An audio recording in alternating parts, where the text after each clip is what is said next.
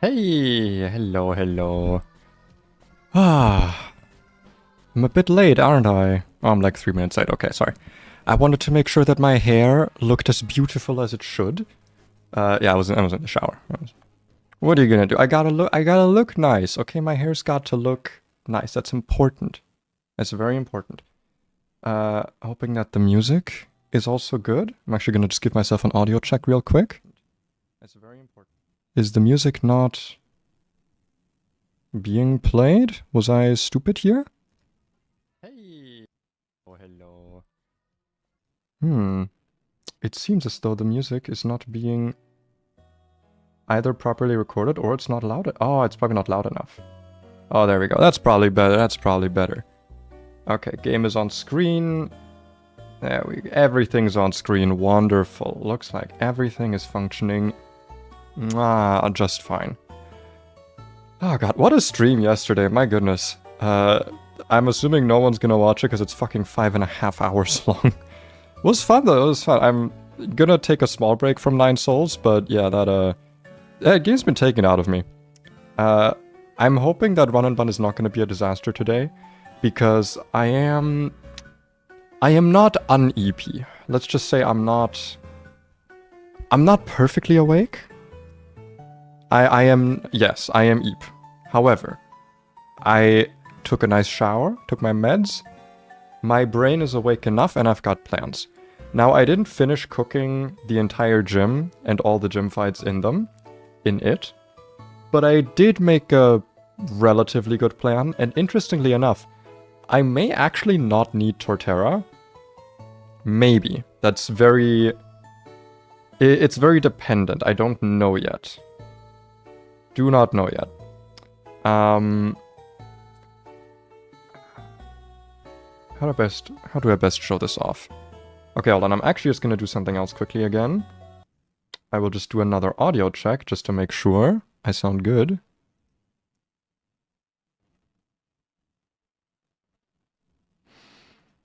It seems as though the audio just is not being recorded, and I don't know why that would be. Do I have it on, like, stream only or something? Because that would be stupid if that was the case. And surely it's not the case. Can I see the properties of this?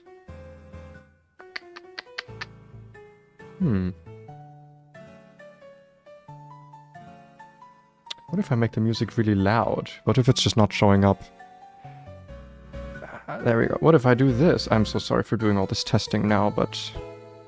You know, it's the beginning of the stream. There's no better time to do it. Let me do that, and then I will mute it, so I can listen back to it.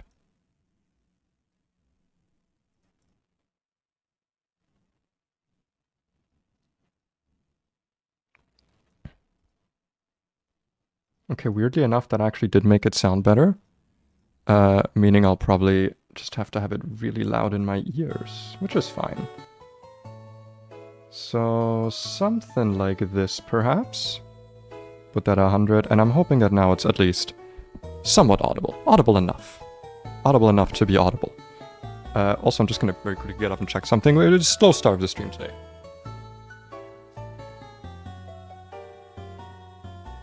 Okay, I was unsure if my door was closed, but it was indeed closed. I just heard like a loud walking outside. I've heard the doors are thin. The doors are very thin here. In any case, let's just go over to our box. Stream's gonna get started properly now. Ooh, with one of my favorite songs in all of Pokemon playing. Love this song. It's great. It is so awesome. Anyway, let's have a look at our box. We actually have a really cool box, and we have so far 0 deaths, if you ignore the fact that this run is technically invalid, but who cares? I'm having a lot of fun. Very interesting encounters. So Pidgeot, actually probably one of our worst ones. It has come to like 2 battles, maybe. But hey, maybe if this run goes far enough that we unlock Megastones, maybe it becomes good? I don't know. Ours doesn't have exactly a great, like... actually, I mean, it's super fucking slow, but it has okay special attack, I guess. Masquerain, been great. Classic Run&Bun Mon. Always decent. Vivillon. Gotta say, I don't want to say it fell off, but like, it hasn't been as useful as I'd want it to be. but maybe that's because we already have Masquerain and we also have Tortuga, so we already have like a Protect Pokemon. So it's not been incredible, but it's been still pretty good. Gligar, newcomer, but already been pretty useful. Sadly not going to Jonas for any of the Brawly stuff, because even though he's a ground type, his stats are not quite matching up right now. Groddle also weirdly hasn't come to that many fights, though it is always very useful when it does come, and once it evolves into Torterra, obviously it's going to be pretty useful. It doesn't help that ours has like very bad attack, but it's still a useful Pokemon, and we can learn some decent special moves with it, so, you know, it's mostly defensive mon anyway. Serena, been great. We got it pretty early, which is sad, but because it means that we missed out on potentially a better grass type early on, but better to get it then than not at all. It's been really good. Ours has like not the best attack, but it has good speed, has okay defense despite the nature, really good HP special defense, so it's really bulky, and the defense doesn't matter too much considering, you know, you have Dropkick. Very, very great Pokemon. Ampharos has mostly been useful as a static Pokemon to bait a Togedemaru encounter for us. Doesn't mean that it's bad, it just means that, you know, it could be better, I suppose. I'm also just going to move my Streamlabs over here quickly. There we go, that's better. Yeah. It is pretty okay. I'm also... Actually, I haven't really looked at the... Oh yeah, the stats are not amazing, sadly, but...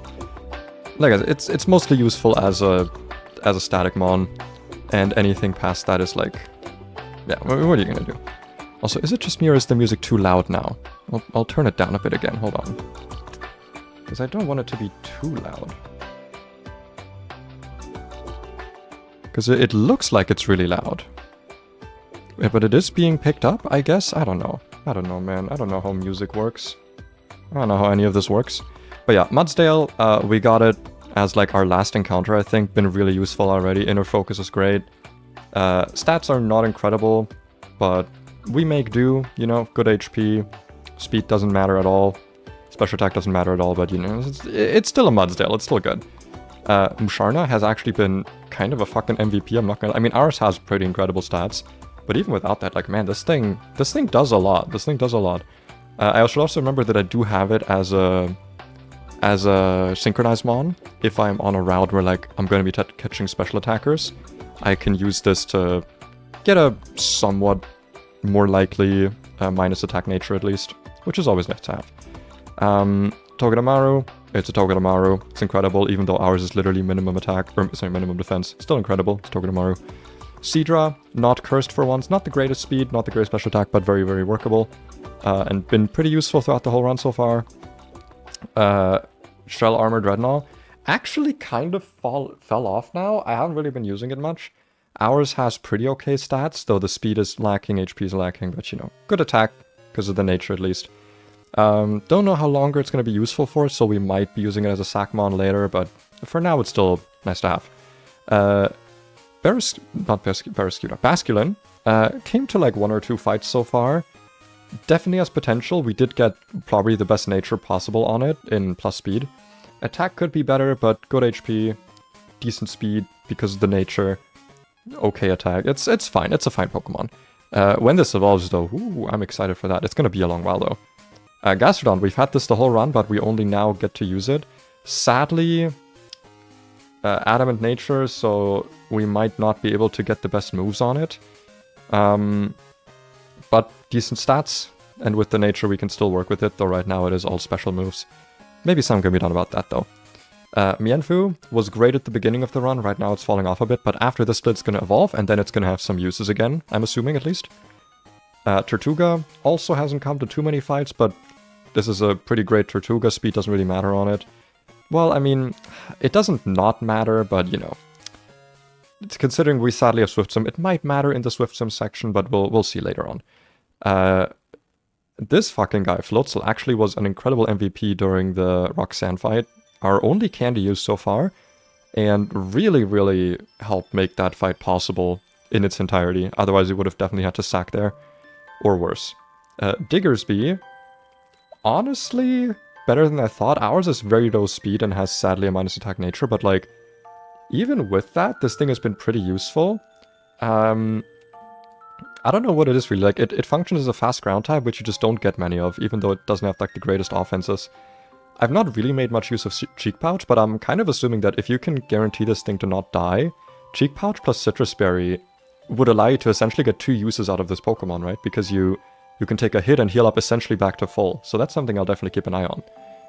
By the way, I'm also doing this recap here for me so I can, like, remember what mons we had, because it has been a few days. Carnivine, sadly, our only encounter for now that I would call kind of useless. It came to like 1 fight and didn't really do anything there, except take like 1 hit. Ours also has horrendous stats. This is gonna be a sack at most. Like it's sad because these things can actually be pretty useful. Carnivine can actually be pretty nice, but... Oh, excuse me. Sadly, yeah, we have 2 much better grass types, so it's just not seen much use and probably won't. Hamilton. First time I have a Hamilton, and we got an absolutely cracked one, by the way. It's actually kind of nice, I've noticed, that this doesn't have a minus special attack nature, because it actually learns a decent amount of good special moves. I think right now it even has Flamethrower, yeah, which is more damage than Fire Fang. So, pretty nice, pretty nice. I'm excited to use this more. It might come to Watson, but it's going to come to a few of the gym fights, definitely. We've already looked at... Yeah, that's the full rundown of our party. It's a very interesting party, I will say. I've never had a box that was this varied and unique. Also, most of my stats are actually pretty good. Most of my IVs are pretty good. All of that stuff is actually better than I'm used to. Let's say it like that. Much better than I'm used to. I think what we can do now, if I can remember to... Yeah, okay, I can remember how to do this. Let us prepare for the first fight. You can see I was doing some Watson planning here. I'm also noticing right now my cursor is not being picked up. And I noticed that in the last stream, and I should change it. So let's go here to calcs, capture cursor, done. Oh, I need to click on it for it to register the cursor. Okay, so it was already being captured. I was just being an idiot, as they say. And they do say that about me, that sometimes I am, in fact, an idiot. But anyway... Yes, this all seems good. Actually, okay, before I get started, just one tiny little audio check, just to make sure, because just I'm...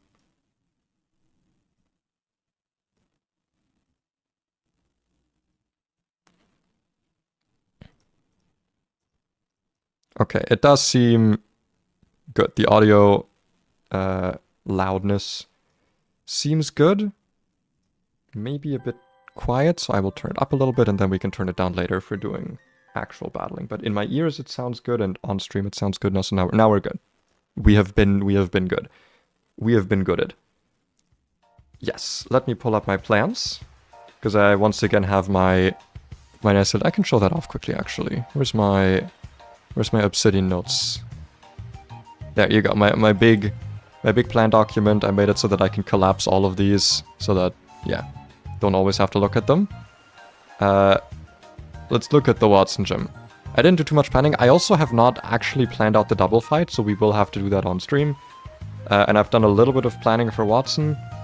Okay, actually it's more than I thought I did. I did this all before showering very quickly, but actually more notes than I thought I had. Yeah. Like I said, so far, nowhere in this gym do we need Torterra. And I think I can make it work in a way where we don't need it for the Watson fight either. Mainly because I actually don't think it does anything unique in there, so I don't know if I want to waste a candy on it. I think it might just not be necessary. In any case, first trainer that we're going to fight, because there's not too many trainers in this gym luckily, there's only like 4, is going to be Guitarist Kirk. This little dude has a Pincurchin, which we can wall with Gastrodon. We don't always one-shot, and I believe we need Soft Sand for something else, but like this thing can't do shit to us. Most it can do is like set up Toxic Spikes, which I guess would suck a little bit, but we can just put like berries on our Mons, it's fine. The Drifblim gets handled by one of 2 Pokemon, either Ampharos or Hamilton. One thing we have to make sure is that during this fight we calc with Electric Terrain on, because that's going to matter a decent amount. I wonder actually if we do Wise Glasses. We actually have an okay chance to one-shot this. Like a 68% chance. It can't status us at all because, you know, we're electric type. Hex still does decent damage. Alternatively, we do have this thing, though it doesn't outspeed after Unburn, so we do need to keep that in mind. Strength Sap also kind of sucks, so let's just use Wise Glasses Ampharos for this. Let me also just go into my game right away to move those Pokemon around. Pidgeot probably won't be coming to any single fight here, but he can hang out, I guess. He can vibe. Gastrodon also is going to come. Oh, I need to stay in the box actually. And then what else? What else do we have? For the Toxtricity, one of our best Pokemon to use here is actually Diggersby. I would use Gligar, but it actually takes a decent amount of damage from Hyper Voice. Diggersby is pretty bulky here. Can switch in on Overdrive, most likely at least, depending on what we have out. And just kill with Bulldoze, Dig, whatever. It can kind of kill with anything. And against the Raichu, we want to be using Mudsdale and Musharna. Now, it is important to note that this thing is going to outspeed us under Electric Drain. You see at 170 speed, we're not outspeeding this. Surf does decent amount of damage to us that we just kill it with Bulldoze or Stomping Tantrum. And Musharna can just kind of wall this as well, despite Signal Beam. Again, like Musharna, really tanky. It's kind of incredible. And this team should generally be able to handle this. I can switch around a bit of stuff if need be, but for the most part, this should be more than fine. So let's bring the rest of those Pokemon out. Diggersby, we're gonna go here. Then we're gonna bring Musharna and Mudsdale. Our team is also not going to change that much, by the way, during all of this. I'm gonna put the Mons we're most likely to use up here. But like all of the Mons in this bottom row, they're kind of just not gonna come. Grotle also I don't think is actually coming to any fight, so let me actually put it down with the others. It's just gonna be the Mons that we like have in our party right now, plus some others potentially. Alright, we also have the Wally fight. I actually forgot about that. We should I guess prepare a little bit for that, technically.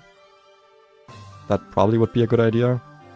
Let's do Soft Sand on Squishy. I don't think anything here has knockoff or anything else I need to be super worried about. Rock Surge for... Yeah, no, nothing I need to be super worried about. We have nothing to take.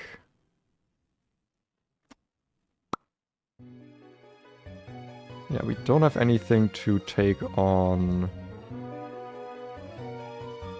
the poison. Would it make more sense to just lead with Mudsdale Soft Sand? Yeah, like, do I have a reason to use Gastrodon here besides the fact that it just doesn't take damage from anything? Like, Mudsdale's also not going to take any damage here.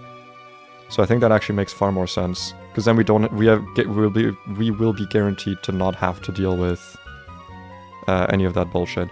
Definitely going to give you a Cherry Berry, or an Oranberry. Also for Moon, that might be useful. And... how much damage are you going to take here? Yeah, I'm also just going to do Oran for you. I don't want to waste Citrus Berries unless it actually matters, because we got fuck all in terms of Citrus Berries. We got like none, which is really sad, but what are you going to do? Sometimes you just get screwed by luck. I will quickly check, however, just to be safe.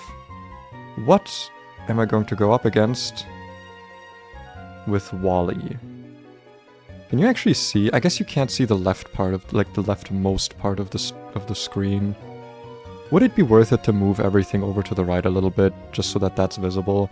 Because then this is going to be off-center. Nah, I don't think that's worth it. That is not worth it. Let's just go all the way down here. Yeah, the youngsters, whatever. There you go. So you have a level 43 Kirlia and a level 7 Zigzagoon. Can we one-shot the Kirlia with anything? I don't think we have any dark moves or any poison moves. Or any... yeah, nothing against it. But we do have a Pokemon that's incredibly bulky.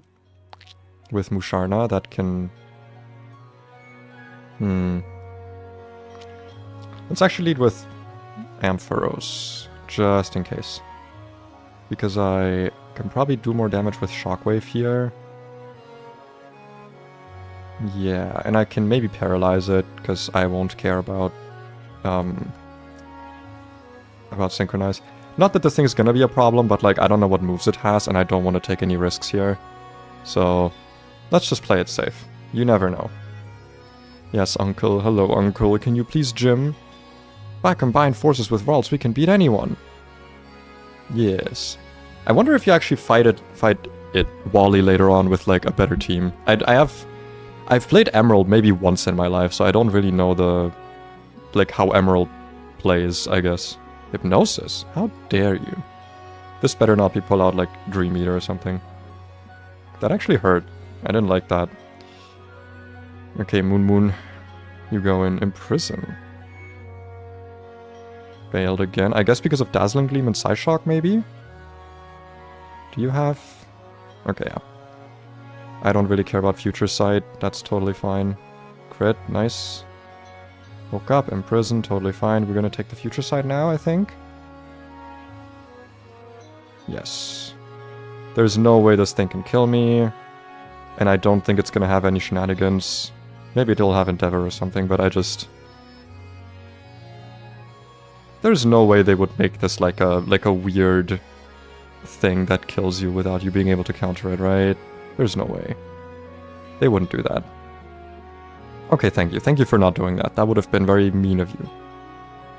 You did lose, and you deserved it. That's true. Why don't you visit Verdant Turf? I might. Yes, hello. That's what a real Pokemon battle is. What, because I beat up an innocent boy? That's not very Pokemon of me. That's not very, like, power of friendship. I guess he liked it, though. Alright, we're in the gym. We're in the gym of Watsoon. We can do this. Okay, yeah. We can do this. I think this is the right guy, right? Guitarist Kirk? Yeah. Hello. Your electric soul will shatter me. We one-shot this by using Stomp ET, or I guess Bat Tantrum. There we go, that's one kill. Out comes Dreefblum. I guess we could Smackdown on this, couldn't we? Do I have a reason to switch? I mean, I guess I don't really do much to it, but it doesn't really do much to me either. What does Electric Seed do again, by the way? Is Electric Seed like a defense play? I didn't actually see. Oops. Let me go back in the stream quick to see what it does. Defense. Okay, so it's a +1 defense and it has the speed. Maybe I'll use Smackdown. Nah, Amphi still does really good here. Amphi's still the play. Like, if it's gonna Acrobatics here, that's actually totally fine with me. Strength Sap is also fine. Acro... That's a crit, okay. Are we dead to a crit Hex? No. We are not. Max damage is 54. Shockwave has a decent chance to kill. I don't think Paralysis actually makes this slow enough, does it? Oh, it makes it a 30. Nah, I'll just Shockwave.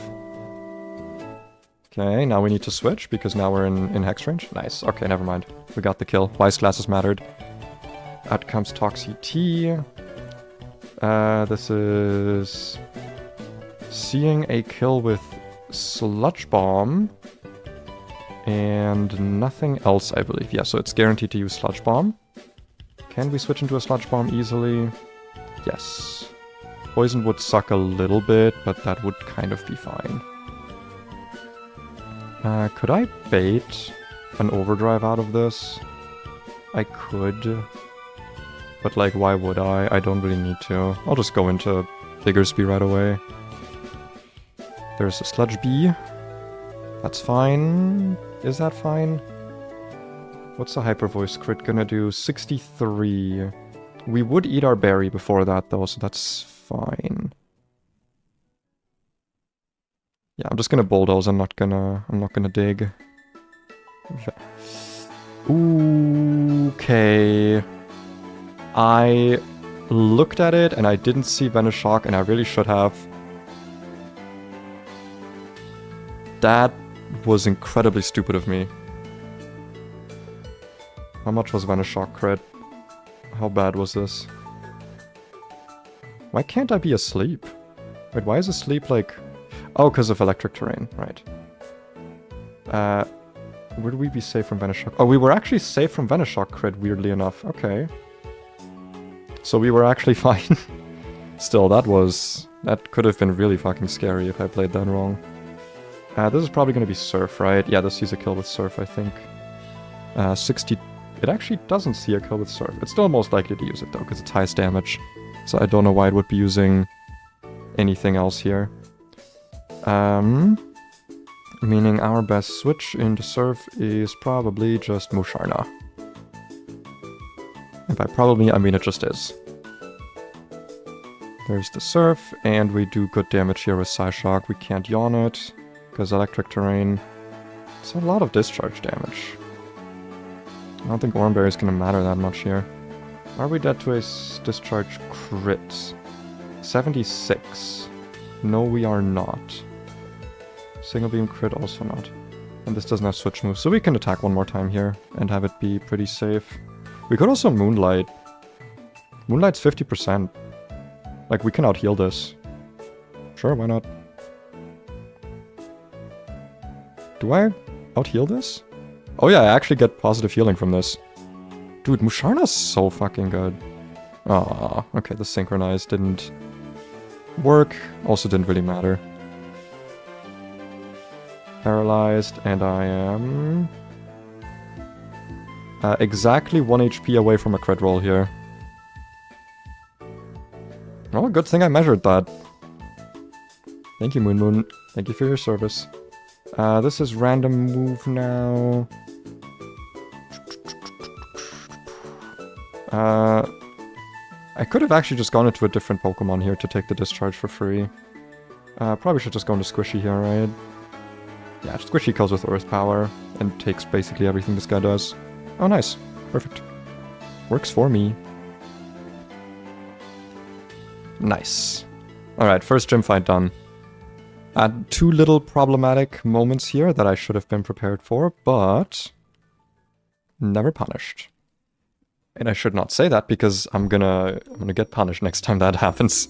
Most likely. So I'm gonna be nice and careful now. Which I already should have been, but you know. You know how it be. Next fight. This one I think was pretty easy to plan for. Let me also just do a quick save. And let me go more to my notes. Alright, Guitarist Kirk is done. Next up we have Battle Girl Vivian. The plan for you was... Also, I could go into full screen here, actually. That would make it a bit easier to see. And I think that's still... Yeah, that's still doable to see then. Nice. The opener is Volbeat, where we are going to use Hamilton. This is perfect because if we carry a Cherry Berry, I believe, we don't care about discharge paralysis. We should also turn off electric terrain. So I should actually put down Cherry Berry just to remember. Because this way we can use Rock Slide. Wait, why doesn't this kill? Alright, because Focus Sash, right. So we use Rock Slide, this might use Tail Glow, and then we kill with E-Speed because E-Speed is higher priority than Prankster. Which is nice. Hey Ingo, welcome, welcome. Against Jolteon, the plan is to use Chestoberry Mudsdale. Why Chestoberry? Because of Sing. Why specifically Mudsdale? Because we can Smack Down. This really likes to Magnet Rise, especially when you have a ground move. So it's gonna Magnet Rise, we Smack Down, and then we Stomping Tantrum. I don't know if it can use like Magnet Rise after Smackdown again, but if it can, we just hit it. It's not like it can really do much to us. Against Oricorio, we actually want to use Persimberry Musharna. Persimberry so we don't get Teeter Danced. And Musharna because it just deals with it. Air Slash crits might become problematic, but we can yawn it if we want to just like... I guess it has a Lumberry. Yeah, if we just Psyshock it twice, it'll be fine. Zepstrika gets handled by Gastrodon basically in its entirety. Yeah, it just doesn't do anything to us. It's fine. Lumberry Lightning Rod, this thing is easy to deal with. Against Galvantula, we can use Togedemaru. Togedemaru takes everything this thing does and can't really kill it, but it can do a good amount of damage to it. So it might be a little bit of a back and forth. I might use a citrus berry on this. But I can also at any point switch into Hamilton and kill it. Especially with extreme speed if it's low enough, so it should be fine. And since I have a slot free, I might as well bring Digger's Bee. Just in case there's any ground types, or like the Jolteon causes problems, I can quick attack it, so yeah. Not too much to worry about in this fight, as long as I play it well and smart. That's obviously a requirement here. So, let's make sure we're bringing everything correctly. The only thing we need to exchange, I believe, is Ampharos, whom we do want to take the item from. The ones that matter most here in terms of items are going to be a Cherry Berry for our boy Hamilton. Nope, that's not Hamilton. That's Hamilton. And then I think for everyone else... Oh no, we do need specific items. We need a Chestoberry for Mudsdale. We need a Persimberry, which we do have now, luckily, for Musharna. That's all the special items, so we can just do Oranberries on everyone else. I will... Do I want to use a Citrus Berry here? I don't really need to, it's fine. I can always switch out if it gets dangerous for Marble. It's not just that I don't need to, is that it's kind of... It would be kind of a waste to do so. Awesome. Make sure we're leading with the correct Pokemon, which is Hamilton. We got the correct Pokemon selected. And it's time to go into the fight. I will double check everything quickly. Cherry, Persim, Chesto. Good. I just want to make double, triple, Omega sure. Battle Girl Vivian. With your very, very cheeky Volbeat. Oxide. There we go. It is actually attacking. It is using Discharge. If we get Parrot here, then I'll be very glad to have prepared. And we want to E-Speed here so it doesn't get any shenanigans off with Prankster, because that would be cringe. There we go. Out comes Jolteon. This could be Sing or Hyper Voice, or Thunderbolt, sorry. We just go into third. It is Sing. Good thing we're Chesto. A second Sing wouldn't be very nice, but not too much we can do. Hyper Voice, actually. Interesting. I'm kind of wondering why it didn't Magnet Rise. Let me see how problematic this might get if I don't get it.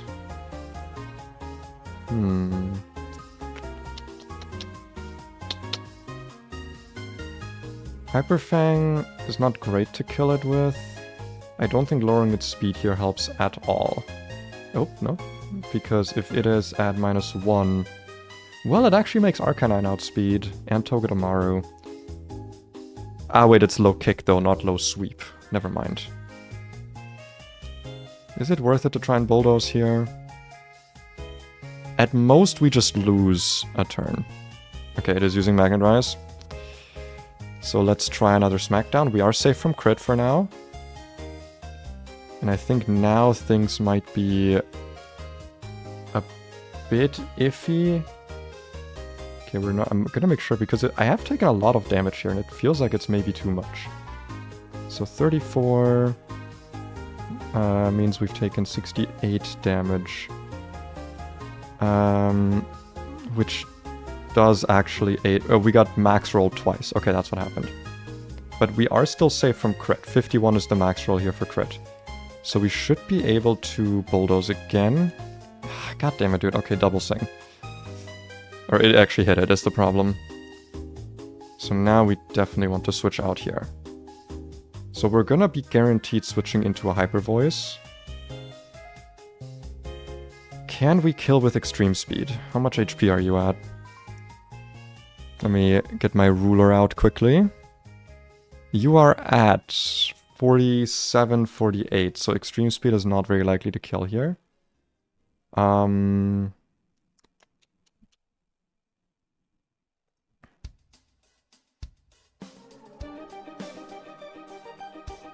Okay, how do we best handle this? If I go... Because I don't have a Chestoberry on it, so I'm risking another sleep. That's kind of the issue here, right? I do not want to be risking sleep.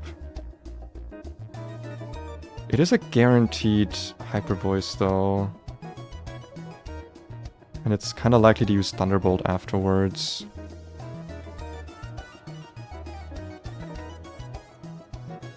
Hey Saint Theo, welcome, welcome. Welcome to the stream. We're doing some thinking now. We're doing some thinking. Diggersby is our most expendable mon here, but it also takes a decent amount of damage.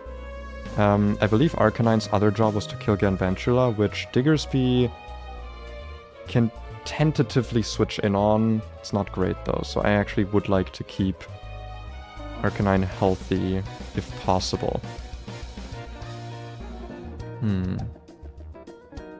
It is smacked down right now, so if we can switch in and like bulldoze, that'd be fine. We don't need Togedemaru that healthy, and Togedemaru does bait Thunderbolt. The problem is again, Sing.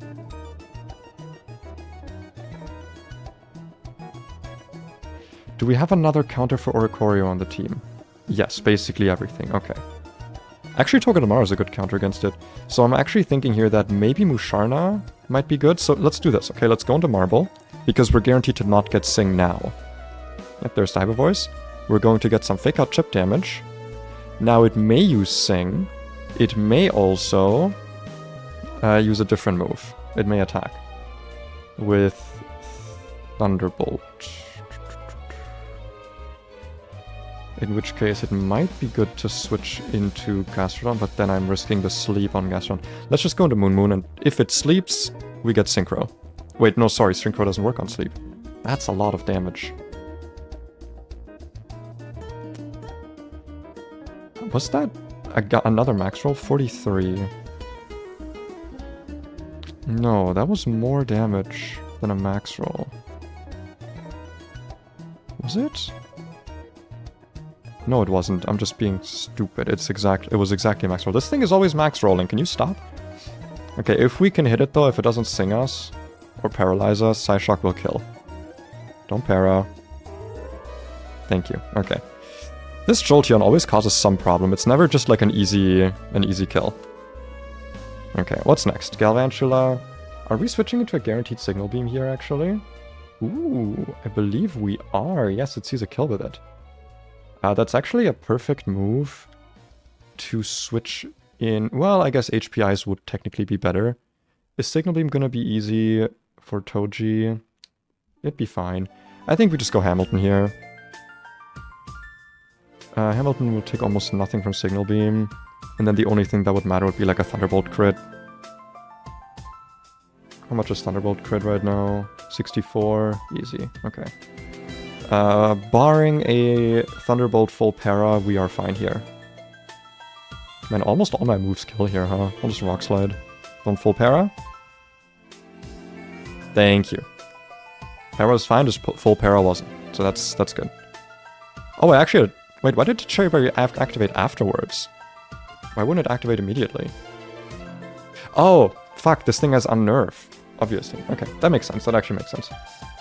This is a guaranteed low kick, which is actually pretty nice for me to switch into, so that's no issue at all. We can just send in Squishy. Yep, super easy, and we kill with Earth Power. This thing can't really do anything to us. And a crit. Nice. Squishy is showing off a little bit here. Out comes a Ricorio. This thing can do an Air Slash crit on us, I guess. Doesn't really hurt us that much though, so yeah, it can also can't set up on us, so that's just Ancient Power. Air Slash Flinch would suck a little bit here. That's fine. How much is an Air Slash crit now? 55? Okay, we're still safe. Teeter Dance could become problematic. Okay. Would I like to switch out now? We're almost guaranteed switching into an Air Slash here. We're safe from Air Slash crit. And we can kill this with a quick attack guaranteed. So let's actually not risk anything because, like, I don't know, crit into self-hit would kind of suck. And quick attack. I have some great names. Thank you! I love nicknaming my Pokemon. That's actually one of my favorite things about Nuzlockes.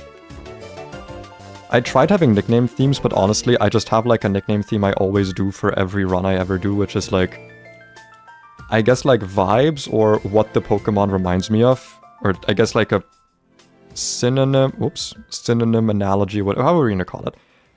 I'm not great at nicknames, but sometimes I have some bangers. That's when it matters. I think my favorite has to be Landorus Gligar, because this is indeed a Landorus. Okay, next fight. This one also is not too much trouble, if I remember correctly. The planning for this was not the worst. Battleground Vivian is done. Youngster Ben. Alright. Also kind of funny we get the Poké Center theme, because that's where we are right now. The Porygon actually kind of sucks. This thing is actually kind of a piece of poo-poo. Little piece of poop. The way we best handle this is... Start with Hamilton, go Aspute. Yes, okay, so here's the problem, right? We don't want this to be downloading a special attack boost, right? So we're gonna lead with Hamilton, because Hamilton has a higher special defense stat than defense, even if it's just by 1, meaning this thing will get an attack boost. It'll also be baiting Ice Beam, which is not great, but... Oh wait, sorry. It'll be baiting Discharge, actually, which is great. We'll be switching into Discharge, does no damage to us, this thing won't have a special attack boost. We can just wall it with, like, Zing Zap, Fake Out, whatever. It's gonna be pretty easy to just whittle this down, I'm not really that worried. Rotom, we are going to kill the same way we tried to kill the other one, the Jolteon, and how we're also gonna, by the way, kill Watson's Rotom, which is once again Mudsdale. Rostberry to prevent Will-O-Wisp, Smackdown into like Bulldoze or something. Pretty simple. The Golem. Both Gastrodon and Mudsdale completely wall this thing. What I could also do is I could bring Gligar, because Gligar can literally only get hit by Thunder Punch because it's also a flying type, which I just think is kind of funny. But we sadly need the Gligar healthy, so we can't do this. I mean, Golem typically comes out last anyway, so it's fine. But we want to use Gligar against the... Excuse me. Against the Electrode. Because Gligar, out of all of my Pokemon, takes the least damage from HP Grass, and can just, like, 2-hit Bulldoze this. This thing basically can't do anything to us, so, you know. Also, if you're wondering why, it's because Electrode gets Galvanizing this game. And the Pikachu, I'm actually going to use Serena against. I could do Trop Kick with a Miracle Seed, but Rapid Spin into Trop Kick also always kills, and we outspeed this after a Speed Boost. So that way we can bring a Citrus Berry, because this thing could actually be problematic with Iron Tail. So yeah, we're going to have to use our first Citrus Berry here. Overall, not the worst fight to do. I have had worse. I've also had better. I'm going to quickly take all the items off of my Pokemon, because I want these to be clean for when I actually have to use them. Or when I like take them off the box, rather. I am going to need... What was it? Hamilton to bait, so Hamilton can just like have an Oranberry. Very important we put an Aspire Berry on Togedemaru, just in case we get Ice Beamed and Frozen for some reason, because if so, we are kind of screwed. We are going to definitely need a Rostberry on... Nope. Wrong Pokemon. On Mudsdale.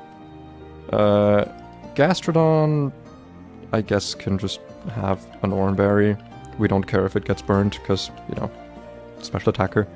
Gligar also can just have an Oranberry. And yeah, we do actually need to use a Citrus Berry here, but, you know, they're here to be used. I don't expect this run to go that long after Watson, so might as well use them. Better to use them than to end the run without them. Which is normally what I also say about rare candies, but... You know. No need to be overly complex about it. We're going to move you up here. I don't remember what all the berries do. That's fine. I don't either. Oh well, at this point I think I know what the basic ones do. Like the basic status healing berries.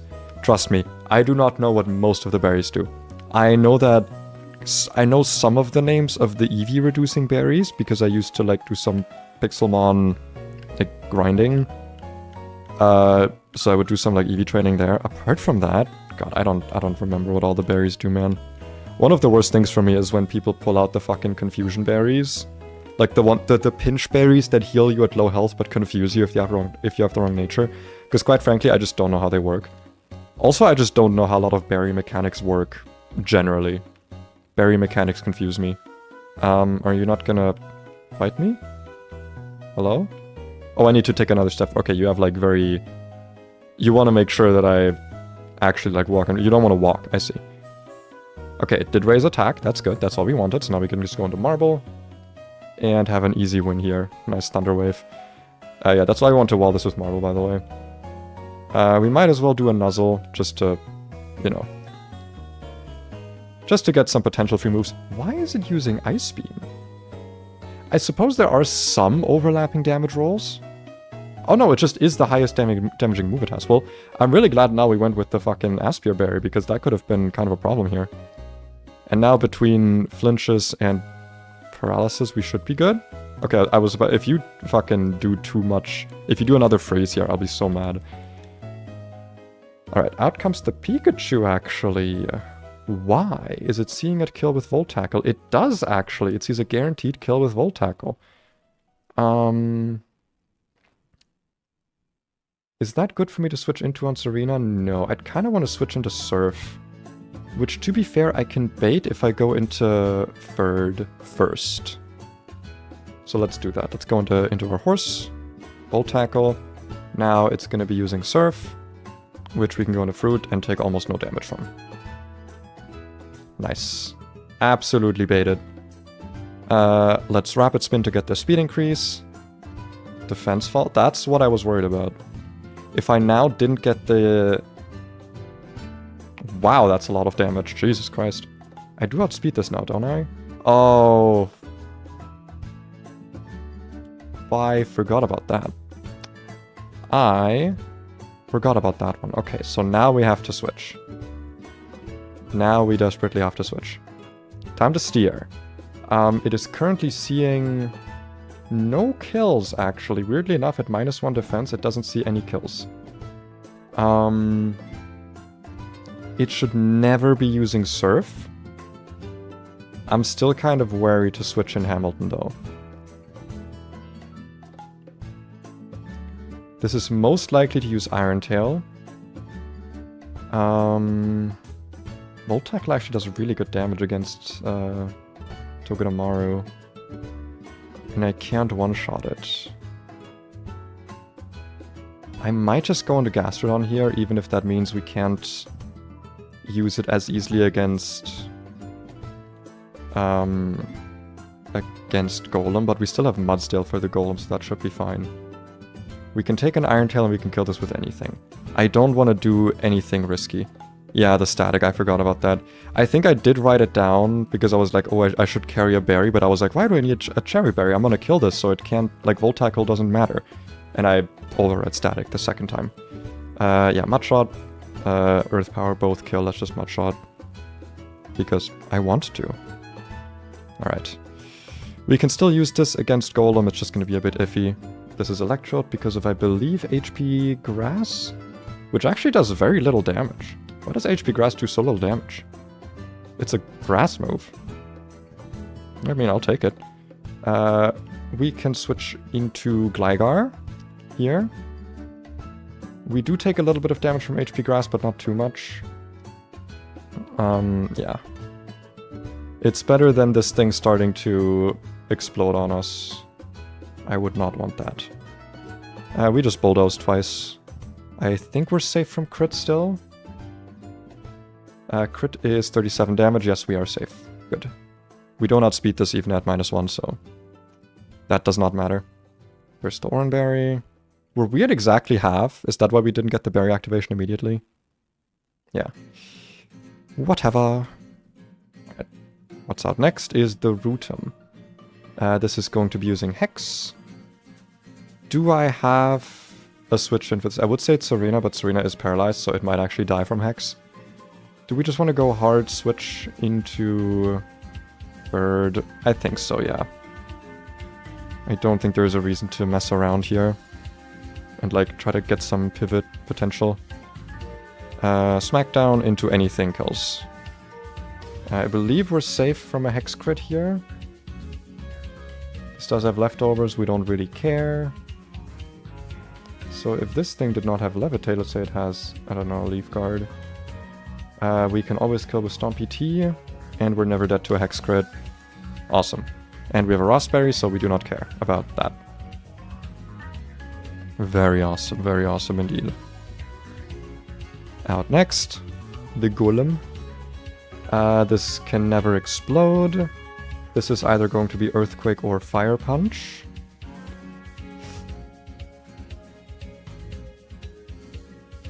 We are a bit riskied out here. 64. Okay, we're actually safe. Earthquake Crick doesn't do anything to us. This thing does not have Sturdy and no Focus Sash. We should be okay to just one-shot this. I think. Let's hope. It's Earthquake. There was a crit. Good thing I checked. Okay. But we're fine. Okay. That fight could have gone pretty badly after that problem on Pikachu. That was not great. Alright. Save. Also big save. So the next fight we are gonna have to do some planning for. Because I have not fully planned it out, because I'm just gonna be honest here, I procrastinated it. I don't like planning double battles. They are complicated and they make my brain hurt. So, calc mode. Let's bring out my little planner. What have I written down for this fight? I have literally just written down the opening. This is, I believe, one of the fights that has 2 separate trainers, if I recall. Yes. So if we take out one side of the board entirely, essentially, we can turn this into a 2v1, and that is kind of the plan. How do we do that, you ask? Yes. Very smart. Okay, so we're gonna be leading with Mudsdale and Tortuga. Now, why am I leading with Mudsdale and Tortuga? Because Tortuga, as you can see... Oh, by the way, if you don't know the colors, actually, because I've been using them, double battles are the best. They are the best, they are very fun to do, and I am someone who... My preferred competitive format is VGC. I love double battles for that stuff. My issue is specifically with... In Nuzlocks like this, where like the Nuzlocks are super difficult, you need to know the AI very well, because otherwise you can just like have one of your Pokemon get doubled into and die. And there's not much you can do about that in some cases, so they tend to be somewhat RNG dependent unless you have the right Pokemon for them. Or you plan the shit out of them. Those are your 2 options. So yeah, in Nuzlocke they can be extremely nerve-wracking. But yeah, just a quick explainer on the colors actually. Left side is for me, right side is for them, you can look at it like that. Blue and green are good, yellow is kind of okay. Green means we always one-shot, yellow is we might one-shot, like we have a range. The blue honestly doesn't help that much. It's like hard counters, like you take less than a 4-hit KO from it. That sometimes matters, but a lot of the times the calcs don't put into account things like certain stat boosts or abilities or whatever. And red is bad. Red means we get one shot, and the other one that matters is the blue border, meaning that we outspeed something. Those are the important ones. Why do I bring this up now? It's because you can see that everything here makes Tortuga go red. Tortuga is entirely red. But that's actually a good thing. We want that. We want Tortuga to be very red here. Why do we want that? Because Tortuga has Protect. So we can guarantee that both of these Pokemon here will use Thunderbolt into the Tortuga slot. That's also nice because it means we can be using Bulldoze with our Mudsdale. Now, wait, is that actually a good idea? Hold on. So if I do Soft Sand here. Right, so here's the issue. I can do that. Right, I can do that. I only might kill the Minoon. I definitely won't kill the Plusle. because of the double battle damage split up. I suppose I could also be using this, but it doesn't do as much damage, yeah. The goal is to definitely kill Minun here first. I could also just one-shot both of them, because what I could also do after this is that I switch out Tortuga into Gligar, because they're both going to be using electric moves again, which means that, you know, I can be switching into Gligar, Bulldoze doesn't hit us, and then they both die. The issue is that I don't know if it means they'll set up electric terrain. I'm actually going to check that quickly. Terrain. If AI so terrain extender +9, otherwise +8. This dude is holding a terrain extender. So I am going to go up to the fast kill thing quickly. Okay, fast kill is more than +9. Meaning, if I show a fast kill, we will never get electric terrain up. That's very useful. That's very useful to know. So we could do this. We could just do Protect into Gligar, taking out Plusle and Minun. The problem is then we will get the Dene coming out, which does really good damage with Grass Knot, which is kind of an issue. As well as Klinkling, which does really good damage with Steel Beam. Yeah. So I think ideally, actually, we just try to one-shot the Minun with... so we won't need Soft Sand, which is kind of nice. But Grass Knot also does so much damage here. That's the issue, right? Mudsdale is very heavy. But still, if I show a kill into the Tortuga, that still works. Because it's not a kill into Mudsdale, and it doesn't see crits.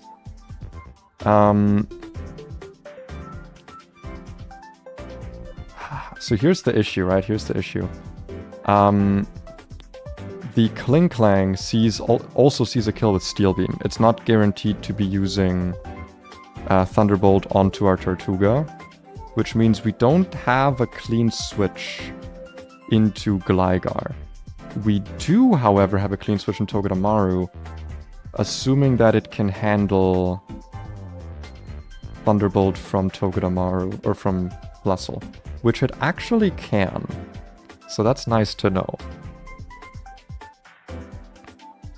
Do we want to be bringing Gligar? Gligar doesn't do that good in this fight, actually. Okay, so let's not do that. There are spreadsheets. Yes, this game is... It's kind of impossible to do if you don't look at the spreadsheet. Like, okay, don't get me wrong. I am doing something crazy here. This is a game that only insane people Nuzlocke, and quite frankly, I recommend you play this game normally. There's a lot of fun fights in this game. The encounters are very fun. It's very well balanced. It is sort of made for Nuzlocking, but only if you're crazy.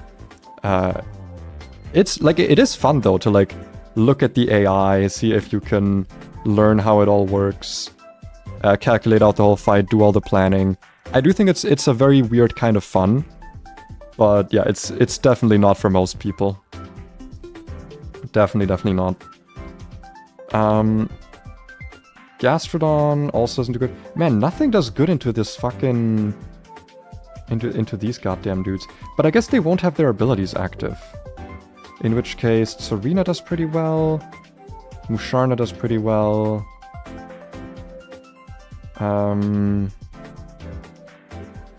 actually outspeeds in one-shots. Interesting. With Liquidation, no less. Yeah, not against that one, though. How does Arcanine do here? If the abilities are gone, then pretty good. We can definitely do some extreme speed shenanigans here.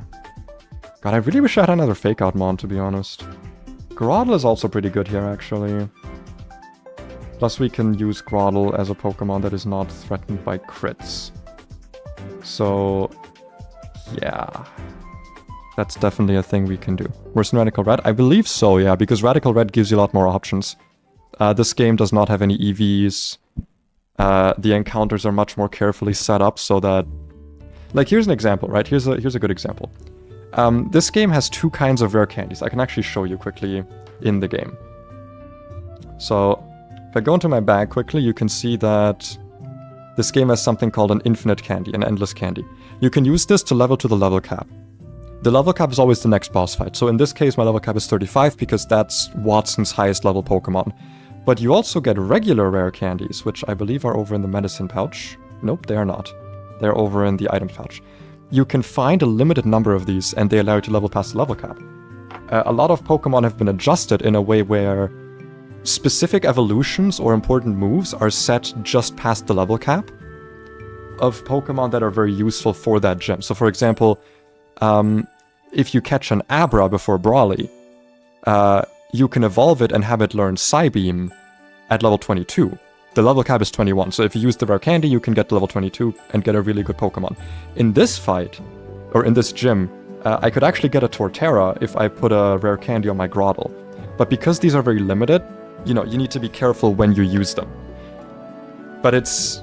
The whole game is set up like this, where like a lot of the encounters... I'm actually going to show you the Pokédex quickly, in case you haven't seen that. Also, this game has a ton of quality of life. It's a great game to Nuzlocke because all the heavyweight, all of the like calculation, putting in the sets of your opponents, documentation, it's all done for you. Like you can see, I can literally just like click back and forth here to get to the next trainer. It's all done for me. There's a command that you can use in your emulator to export your team's sets, so you don't have to manually do it. It's very, very good. And here you can see all of the encounters, all of their, like how you get them, their chances.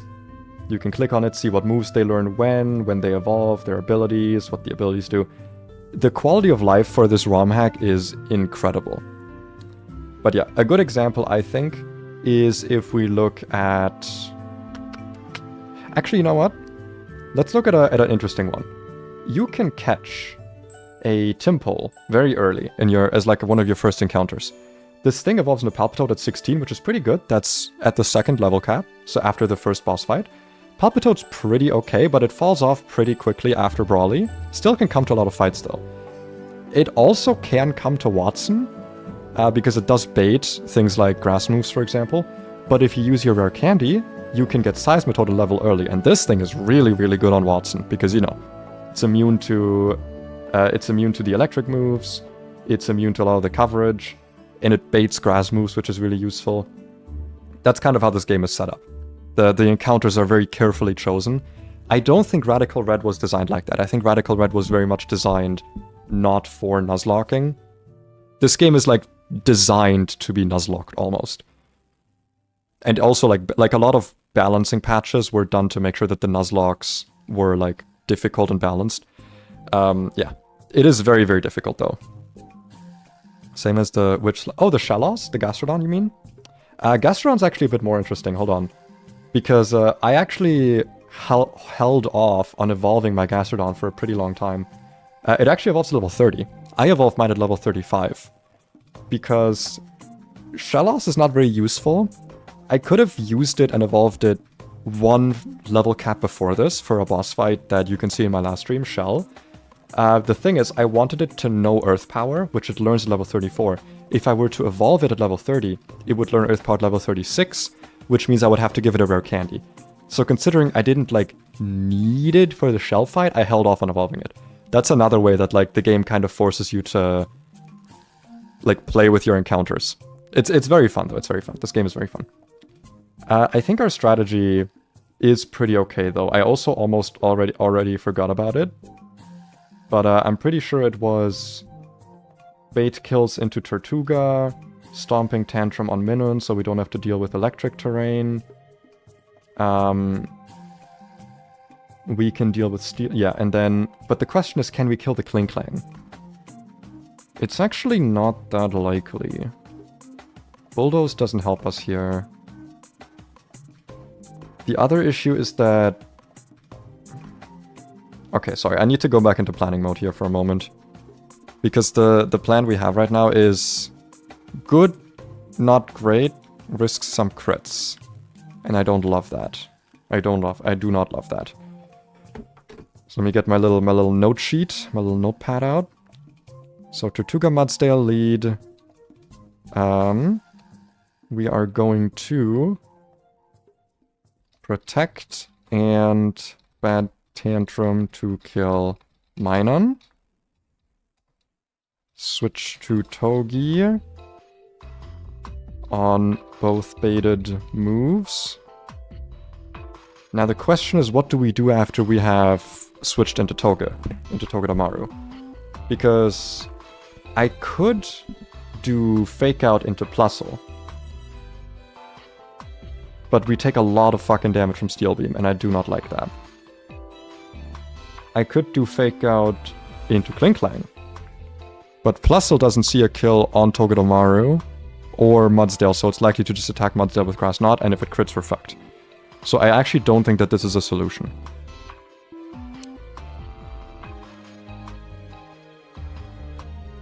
What does Dedenne do? So Tsurina is actually pretty okay against... not really, though.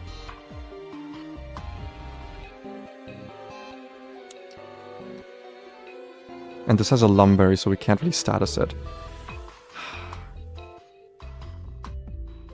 Is there nothing I can switch in that can kill the Klinklang?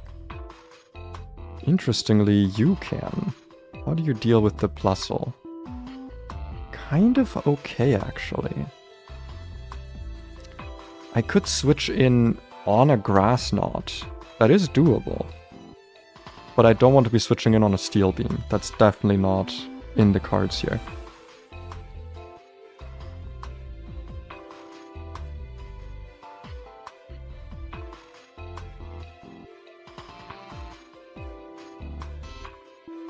Okay, so here's my idea, right?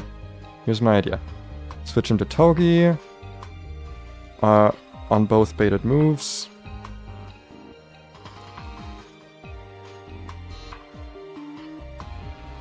Wait, no. What am I doing here? Sorry. Yeah, hold on. Wait. We get a super clean way to kill Klinklang. What am I thinking here? I'm being stupid. I'm missing like a whole turn in my notes. Say we switch to Togi on both baited moves, and we use...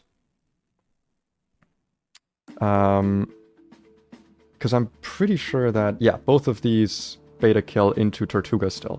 So we go into Togedemaru, and with Mudsdale, we can use Stomping Tantrum on Klinklang. Do you have Sleep Powder in your Vivillon? No, because my Vivillon does not have Compound Eyes, so I don't want to use any of the powder moves, because they would be extremely inaccurate. Well, no, I think they're like 90 accuracy in this game. I think they were upped from 75 to 90, but still. I got Shield Dust, not Compound Eyes, so what are you gonna do? But yeah. Use Bad Tantrum on Klinklang. Now the thing that we don't want to happen is Klinklang using Steel Beam on Arcanine. So, we're fine with Arcanine getting hit by everything, except for maybe Thunderbolt, but it's gonna get hit with Grass Knot, if anything. So, we can now Fake Out Klinklang, switch Mudsdale to Arcanine, and then Flamethrower Klinklang for the kill, because we actually outspeeded. How fast is Plusle? Plusle is faster. Okay, so that could be an issue. Because if we get Grass Knot crit into a Thunderbolt crit, that would hurt. Is there a way I can prevent that? There is not. Outside of me... No, a Citrus Berry also wouldn't fix this.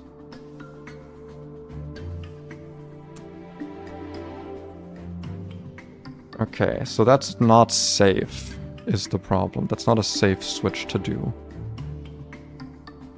How fast is the Klinklang? 76. I don't have many Pokemon that outspeed. It's kind of just Togedemaru. How much damage do you do with Sing Zap? 29. So Stomping Tantrum against this does 65%.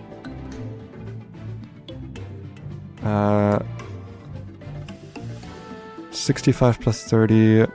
So with Fake Out, we should always kill this actually, because it would be 35 plus 65 on the minimum rolls. So we should always kill this with Togedemaru, if possible. Meaning, considering we also outspeed it. Yeah, if we do this, then we can... Because the problem is we don't outspeed Plusle, right? It might actually be worth to switch Mudsdale into something else then, that baits a different move. Because if we are baiting a Grass Knot, it might make more sense to go into Tsarina and then go into Arcanine. I think that actually makes more sense. Alternatively, we could also go into Masquerain here, but that would do nothing. However, you know what would do something? Vivillon. We should never be switching it on HPIs, because Grass Knot does so much damage. So, if we switch into Vivillon... we're also never switching to Thunderbolt, because it wouldn't be using Thunderbolt against a ground type. It means we could then bait into another Protectmon. That's actually way better as a plan. That's way, way better. Switch Mudsdale into Vivillon. Vivillon uses Protect. And then we can also see if it does... Because if we do take the Grass Knot crit, we might be baiting HPIs, but that's... yeah. You have a surprisingly small selection for your Pokemon since you're at the 3rd gym. Yes! Yes, I do. The amount of encounters you get is very limited, though I am missing 2 encounters. I could have 4 more encounters at this point. I'm holding out on getting them because they're not good right now. Let me explain quickly. I could get an encounter. So, like, these are all the encounters you get, by the way. Granite Cave is obviously one big area, so these 4 are 1 encounter. I am here. Oh, sorry, I'm actually here right now. Route 118. These are all my possible encounters. The encounters I didn't get right now are Rustboro City, Route 117, 118, and 111.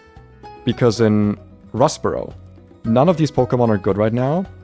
Or rather, I already have a Growlithe. I already have a Togedemaru. These are the best 2 Pokemon that you can get here. And I got a Mudbray later on. I have no reason to get any of these. And, like, getting anything here would just be like a wasted team slot. Nothing here does anything that I can't already do with a different Pokemon.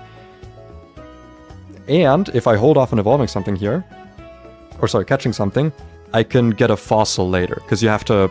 If you revive a fossil in this town, that's your encounter. And I like fossils. You may be able to see by my name being Paleo and me wearing this outfit. I like fossils. I'm a bone enjoyer. I am a connoisseur of bones. I like bones. I didn't catch anything on Route 17, but Houndoom. Houndoom's not that great, actually. It would have been a lot better if I got it in Oldale Town here. Right now, it does very little. To be fair, I don't have a Dark type, so I wouldn't hate it, right? I would be happy with a Houndoom encounter. The issue is just, like, it's very unlikely, right? It's a 10% chance. I'm much more likely to get something useless like Herdier, Standler, Rockruff. Phanpy would be kind of nice. Galar Meowth would be kind of useless at this point. It can be kind of useful, but, like, he does look cool. I will give it that. He is a good boy. But yeah, like, I'm just very likely to get something bad is the problem. Same goes for 117 here. None of these electric types do anything for me. Electrike does nothing. Joltik, I guess, would be nice. Magnemite, I guess, would be nice. Yamper would be terrible. Luxio would be terrible. Pikachu would be terrible. I guess now that I can evolve it, Pikachu would be, like, fine. It doesn't really do anything. I would actually love to fish here, because the fish encounter is actually very nice. Chinchu's really, really good. Stunfisk is good. Palpitoad's nice. Alolan Grimer is incredible. The problem is I have a 40% chance of Tynamo. I only fish here if I caught a Tynamo in Route 110 earlier, but I didn't. So I'm gonna probably not catch anything here until I can surf, because then I can have an extremely high chance of Grimer. Route 111, similar story. You want to get Excadrill here, ideally. The only encounters I can get right now are Rock Smash, because I don't have access to most of the route. So, yeah, the most I could do here is Rock Smash, which would be not good. Route 118, similar story. The only thing I can do here right now is fish. These encounters are not very good. That's actually a lie. They're pretty good, but they're not good for me right now. I'm fighting the Electric Gym. I don't need any water types right now. And you can get much, much, much better encounters later on if you go on the grass, but that's like... I need Surf to do that. So yeah. I have less Pokemon than usual, but also I've not lost any Pokemon yet. I'm still at 0 deaths, so I actually have a good amount. I have a lot of options here, especially because a lot of my Pokemon are pretty good. Anyway, let's get back to the planning. I've been not doing planning. So Vivillon uses Protect. Zing Zap kills Kling Clang. You don't want Little Dwebble? I would be okay with Dwebble, actually. It's not an issue of these encounters here from the Rock Smash being bad. It's that none of them do anything from here. These are actually pretty good, now that I'm looking at them, not gonna lie. My issue with Roggenrola is that, first of all, I don't need it right now because it doesn't evolve yet, even with Rare Candy, so I would hold off until after Watson anyway. This is a 50-50 ability mon. You want Solid Rock. If you get Clear Body, this thing is... It's not worthless, but it becomes far less useful. I already have this issue with Tortuga, where, like, because it doesn't have Solid Rock, it's kind of bad. It's actually good right now because it's baiting kills, but yeah. Geodude Alola is, like, fine. Again, I wouldn't get it now because it doesn't evolve until after the Watson Gym. But even here, it's like, you want Magnet Pull, it's 50-50, so... Yeah. And Dwebble is generally pretty nice. It's also 50-50 ability, though. You want Shell Armor. You really want Shell Armor. This thing does do a lot of cool things, though. I don't think it gets Sticky Web in this game. Does it? I thought it did. Oh, I guess only your opponents get Sticky Web. That's some bullshit. That is some grade A bullshit. Okay. So you don't get Sticky Webs, but Dwebbles you fight can get Sticky Web. Pretty good moves, though. You can get Leech Life later, which obviously is pretty nice on a Pokemon this bulky. Get Storming Tide level 4. If you don't evolve it... it's level 39, so it's still a level after the Shell, or the CRR split. Yeah, it would be nice, but like, unless I need a Pokemon like it, I won't go for it. I might actually be in the market for a bulky Rock type, though, because my bulkiest Rock type is this Dreadnought with 0 defense, or 0 HP IV, so... It's still pretty bulky, so it's still fine, but, you know, not the greatest. Outside of that, I don't really have that many, like, bulky Pokemon. Arcanine kind of counts, I guess. Arcanine's pretty bulky. But yeah, we will deal with that when we come to it. But yeah, this way we can kill the Kling Clang and bait more moves into Vivillon. Where is the Vivillon? Where are you? There you are. So right now we have not brought... I guess... No, we have brought Arcanine. Have we? No, we have not brought Arcanine yet. And we just might not do that. So now we just have the Plusle with this not active, but it still wants to attack into Vivillon, so we can switch Vivillon into, like, Mudsdale, for example, or any ground type, really. If we're switching to Thunderbolt, it might also be worth it. It's probably just this thing, yeah. And then we can start doing damage to it with Sing Zap or Smart Strike. And then this thing we can also handle with Dreadnought, with Serena, with Musharna. Musharna can also switch on this. Okay. I think this is a decent team composition. I think this works. I don't believe... So again, minimum damage is 65. 70... Okay, yeah. Zing Zap should... It should always kill. There should be no way. And even if there is, it's still attacking into Vivillon, so we're still fine.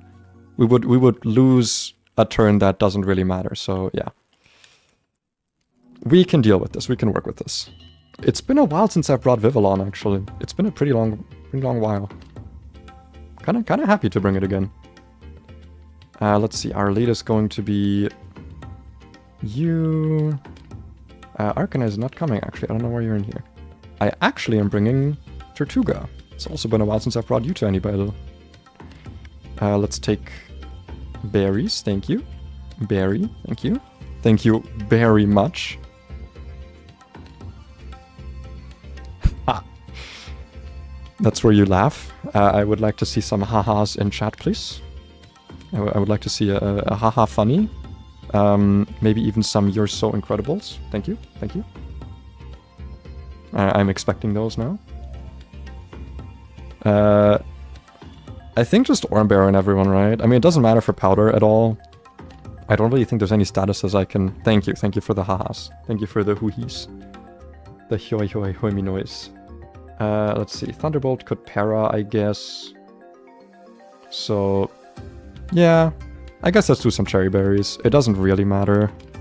But you can have a cherry berry, and you can have a cherry berry, and that's the only ones that need cherry berries. You have, like... Dazzling Gleam, Thunderbolt, Grass... No, okay, you have nothing else. Alright. I'm ready for this. I'm ready. I'm ready to Freddy. I'm Fred ready. So then we put Togedemaru here. We put Powder here. Okay, got it. This fight is a tough one to plan for. But we did good planning. We did good planning. The planning was good. Let's save. I don't know why I say, like... Oh, I know why I save, actually, because in case my game has reset in the past when I've hit certain button combinations on accident and I don't know what they are or how to turn them off. So, yeah. You don't really matter, you just need to have Protect. You got your moves, you also just need to have Protect. Cherry, Cherry. There's nothing here that would stop me from protecting, right? Just double checking. It's actually easier to do in the trainer document I found. Shuka, Focus, Strength, Cinder, Lumberry, -, Timid. They're all timid. Dude, every fucking Pokemon is always max speed. It's so annoying. You can almost never outspeed any like fast Pokemon. Like if the game wants to outspeed something, it'll outspeed something. Ah, right, Helping Hand is something that could become problematic, but it really shouldn't, considering the stuff we have planned. We kill this without a soft sap, right? Yes, we do. Awesome. Well, let's hope I didn't miss anything. I will actually take my gloves off for this one. This one deserves a gloves off moment. Let's do this. You trained under Watson and you love shiny things. I also love shiny things. Blustle and Minun. So we are going to Bat Tantrum into the Minun, and we are going to protect Tutel. So they should both be using Thunderbolt. Into Turtle, yes. Wonderful, that is exactly what we wanted to happen. No Focus Sash shenanigans, no nothing. Gym Leader has a Mega. Yeah, Gym Leader has a Mega. Every Gym Leader in this game has a Legendary, and starting at this gym, they'll all have Megas. So that's something we'll have to start looking out for. The plan now was to Stomping Tantrum, and then switch to Togedemaru, right? Bat Tantrum on Klinklang, yes. Because this is not seeing a kill on Mudsdale, but it is seeing a kill on Togedemaru. So we Bat Tantrum on this. And we switch you to Togedemaru, who should take all of these hits, despite being a literally minimum defense. The least defense possible. That's damage. Okay, that's not too much damage. Good thing we have the Oranberry. Okay. Now... How much HP are you at? Oh fuck, it's a double battle, so I don't have my calc open for this. So, here's the issue, right? Is that... I believe we're dead to a Thunderbolt crit. We're dead to a high roll or a max roll Thunderbolt crit from Plusle here. Is there anything we can do? There isn't really anything we can do about that, to be fair. The only thing we could do is fake out into Plusle instead of Klinklang. Does Klinklang see a kill on Togedemaru right now? It does not. Can it get a kill on Togedemaru? No. The highest damage roll it could get is 33, 38, yeah.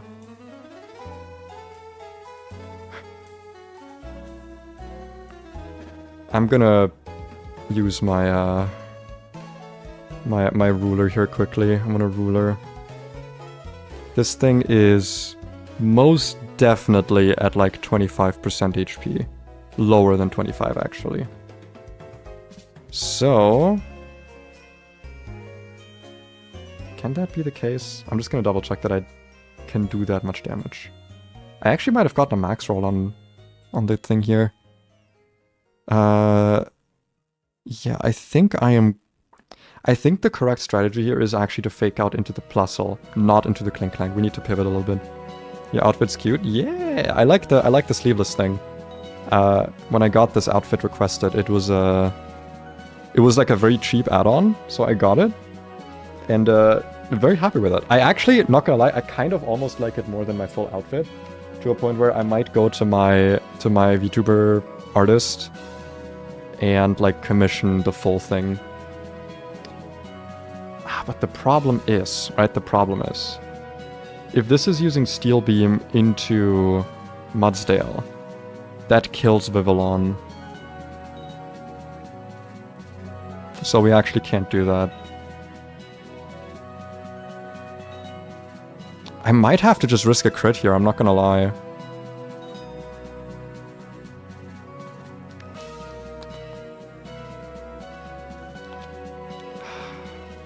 See, this is always my issue. In double battles, the AI picks one slot to attack, right? It's 50-50.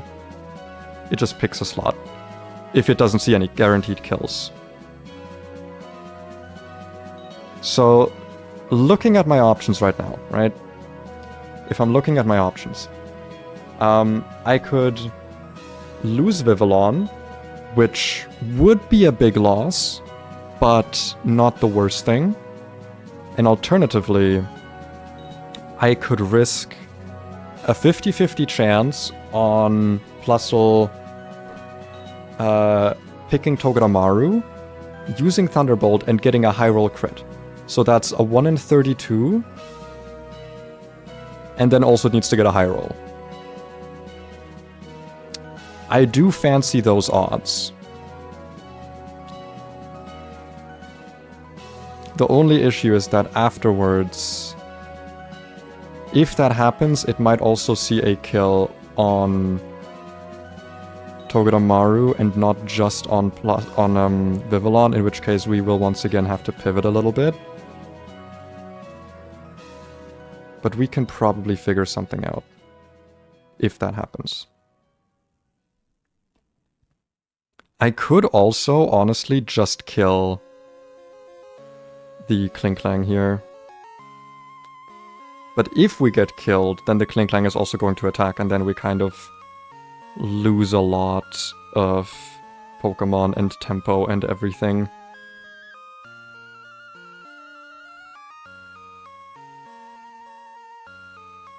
Is that a risk I'm willing to take? I mean, either way, I'm risking that Marble gets... I think my chances are better if I just try and kill the Klinklang here. I have Protect on Vivillon, yes.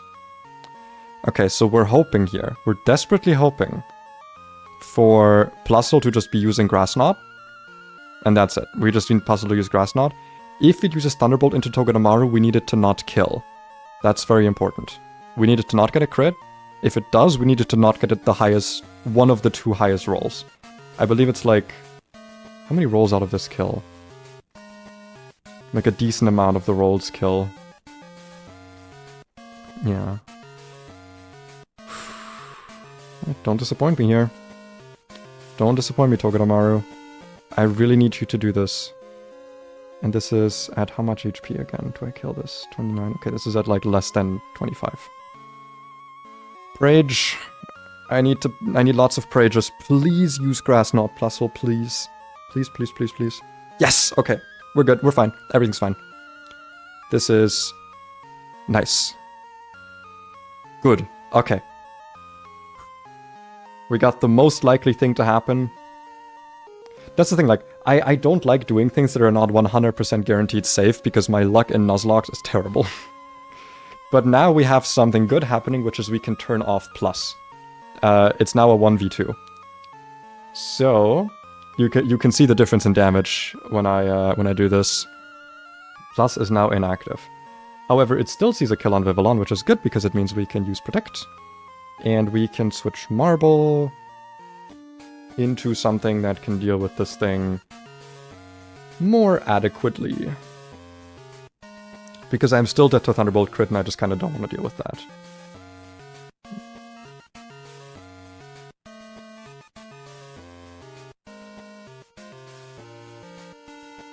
Musharna searches into kind of everything here.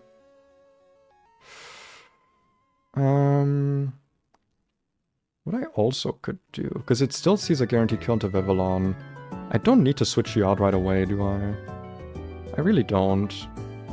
Because it's gonna guaranteed go into Powder, so let me just make sure I actually could protect. And is it Zing Zap that is the most damage here against this Plusle? Really? Interesting. I guess then we just Zing Zap. We get the protect. You should be using Thunderbolt. Yep, perfect. The Ballwin. Yeah, dude, Togedemaru is one of, if not maybe the best encounter in this game. You can get it super early. There's a lot of chances to get it, especially because it's a Steel type and an Electric type, so you can have a higher chance of getting it with either Static or Magnet Pull. And it's incredible, right? It doesn't have the greatest stats, but like with Iron Barbs, Fake Out, Nuzzle, it just does so much. It even gets Volt Switch later, I think. It does so many things, dude. Do we just want to go back into third here? I mean, it is guaranteed Thunderbolt, so like... I guess the Grass Knot damage is not actually that bad. Yeah, let's just go back into third on the Thunderbolt. And for you, we can go into Moon. Let's play this safe. I have no reason to be risky now. Yeah. So now we can Bad Tantrum. I do not want to be using Bulldoze because that would... Okay, I did check that I was safe from crit. I was like, am I safe from crit? Yes, good. I was. I do not want to be using Bulldoze because I would be hitting my own Munna. Not that, or my Musharna. Not that it would really matter because Musharna's already slow as shit. Am I baiting a kill right now into Mudsdale? I might be. I think I actually guaranteed am, yeah. I think I'm guaranteed baiting Grass Knot here, which is fine by me, to be honest. Means I can just get a clean switch into Fruit. And Musharna can do some good damage here with Psyshock. Yeah, there's the Grass Knot. You've got a Focus Sash, which is fine. You can't really do any damage to me. And we can just kill with Dropkick and Psyshock. Okay, good. Yeah, don't care about the spread damage. Nice! Still, somehow, 0 deaths. That is... I've never had a run go this well. Okay, and now it's time for the real shit. Now it's time for the real hoo-ha. The real ha-hoo-ha. The real hoo-hey. Which is Watson. The Watson fight is looking... not problematic, but it's not looking easy. Let's take all those items off. We're gonna be doing this very meticulously, because I am gonna be planning this very, very meticulously. Make sure to save the game. Make sure to save state the game, because I don't trust the ROM solo by itself. And let's go back into calc mode. Now, let's have a look at what's... Also, I gotta remember, turn off the double battle calculation. I'm glad I put that as a reminder now every time in my notes. Okay, I've got my notes open. Let's have a look at Watson's team quickly. So, here are the things that we are dealing with now. By the way, I hope the music is a nice volume. I hope it's a nice loud, but not too loud volume. I haven't checked on it in a little bit. But yeah, here's the team. It's quite a monster, but it's actually surprisingly handleable. Weirdly enough, the most difficult Pokemon for me to deal with is the Electros, believe it or not. Excuse me. It do be late here. Mega Aphros, yeah. This thing sucks so much, dude. It has Mold Breaker, which means it can actually crit you through Shell Armor, and that can be such a... Like, you can be planning this fight and be like, oh, it's safe to switch in Torterra here because of Shell Armor, and then it just crits you and you just lose the fight. This thing can be such a nightmare. Anyway, Magnezone. This thing sucks. It's usually pretty easy to handle, though, because this thing is sturdy Custap Berry. What time zone are you in? I am German. It is 9:30 p.m. Pretty late, but I do tend to stream at this time often, so I'm used to it. But yeah, the Magnezone sucks, because Custap Berry, if you don't know, that's the berry that gives you... it's a pinch berry, so it activates below 25%, I think, and it makes your next move first in its priority bracket. So... the reason we care is because this thing, Explosion is very likely to be used if you're at 1 HP. Like, extremely likely. So what might happen is that you hit this thing, it goes to 1 HP, and then it explodes. We don't want that, because this thing is also pretty fast. I mean, it's not that fast, 50 speed's not the most thing, but, you know, it's enough to be dangerous. So how do we circumvent this, you ask? Well, my strategy involves using Togedemaru, even though Togedemaru does die to explosion. The game doesn't see that. If it does, it doesn't really matter. Well, I guess it might matter. Does it ever matter? I don't think it does, right? Let me just double check this, because I don't think it does. AI will not use a boom move if the target is immune, or if the AI is last mon. Yeah, it's plus 10 if it's at less than 10% HP. Let's see. There are a few specific moves that do not have their highest damage roll normally, and thus are never considered the highest damaging move. Okay. With the exception of explosion, still have a check if they can kill them on. Okay. So yeah, explosion never checks if it can kill, so we should never have to worry about that. Extreme speed with the dog. I did think about that. The problem is that it just kills us with discharge and flash cannon. The dog is actually... Well, it's actually surprisingly good here. And we could kill it with flamethrower. But that is not the solution. My solution is a bit more simple, a bit more elegant, you might say. We are going to use Digger's Bee. Because by doing this, we might be able to avoid using Torterra. Where's my Digger's Bee? There's the bunny. Now, Digger's Bee doesn't have the green thing. It doesn't actually one-shot this. But it does do something else interesting. Which is, after a fake out, which is 5% damage. So we break the sturdy, we get the fake out. We switch into Digger's Bee. This thing should always be using discharge on us, because it's the highest damaging move. So switch in Digger's Bee, we don't take any damage from discharge. We are going to be using a soft sand, meaning dig is 99 damage. After fake out, it should always kill. I do not think AI ever switches out on this. But just in case. Does it ever switch? There are a few conditions, because I actually have not read this, and I probably should read this quickly. First, the AI must only be able to use ineffective moves, score -5. This usually happens due to Encore, PP stalling, or choice item. Okay, so this is not the case for us, that's fine.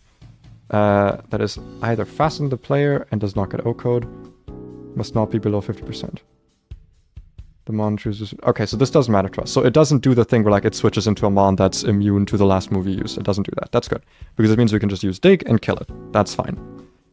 What does this actually bait out? What kills Digger's Bee? There is a kill on Zero Aura, and that's it, interestingly enough. So we're actually getting Zero Aura out of this. That's interesting. And it will always be using close combat. That's actually pretty nice for us. So let's do something like this. The plan...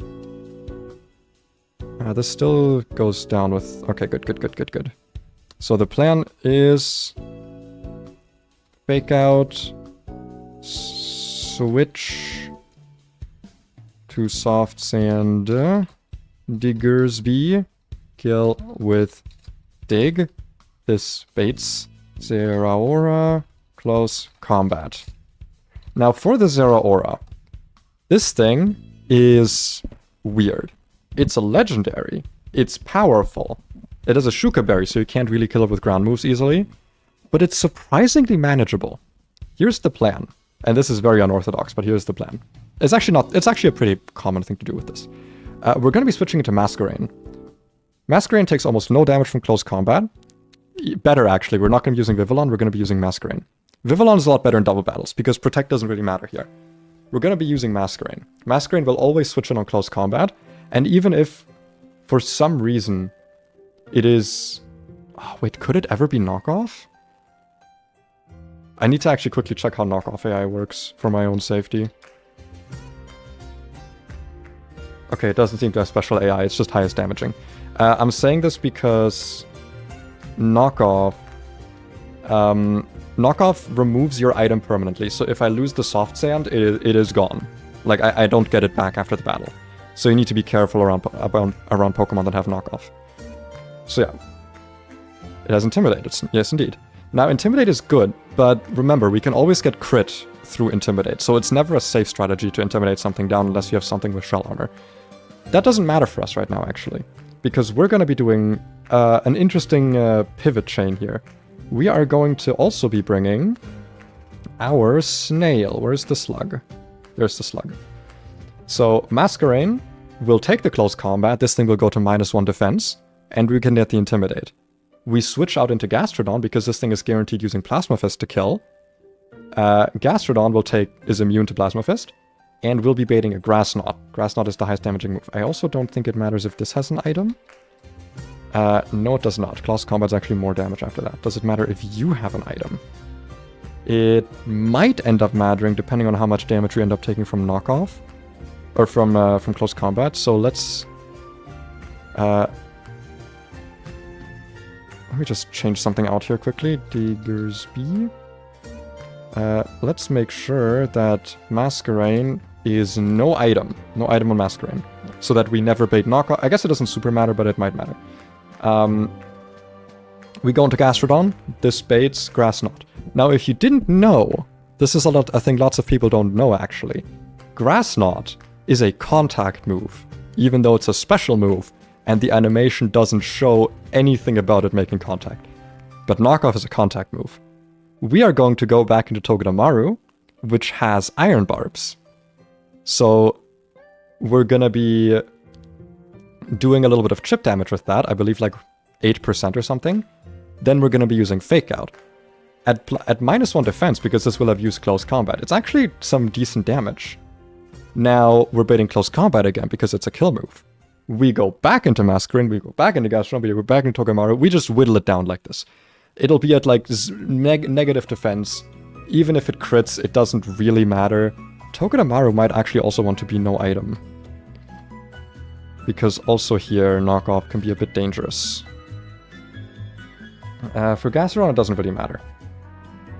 But yeah, that's how we're gonna kill the Zero Ore. We're just gonna like... We're gonna whittle it down by just switching around and have it like kill itself with Fake Out and close combat, or Fake Out and chip damage from Iron Barbs.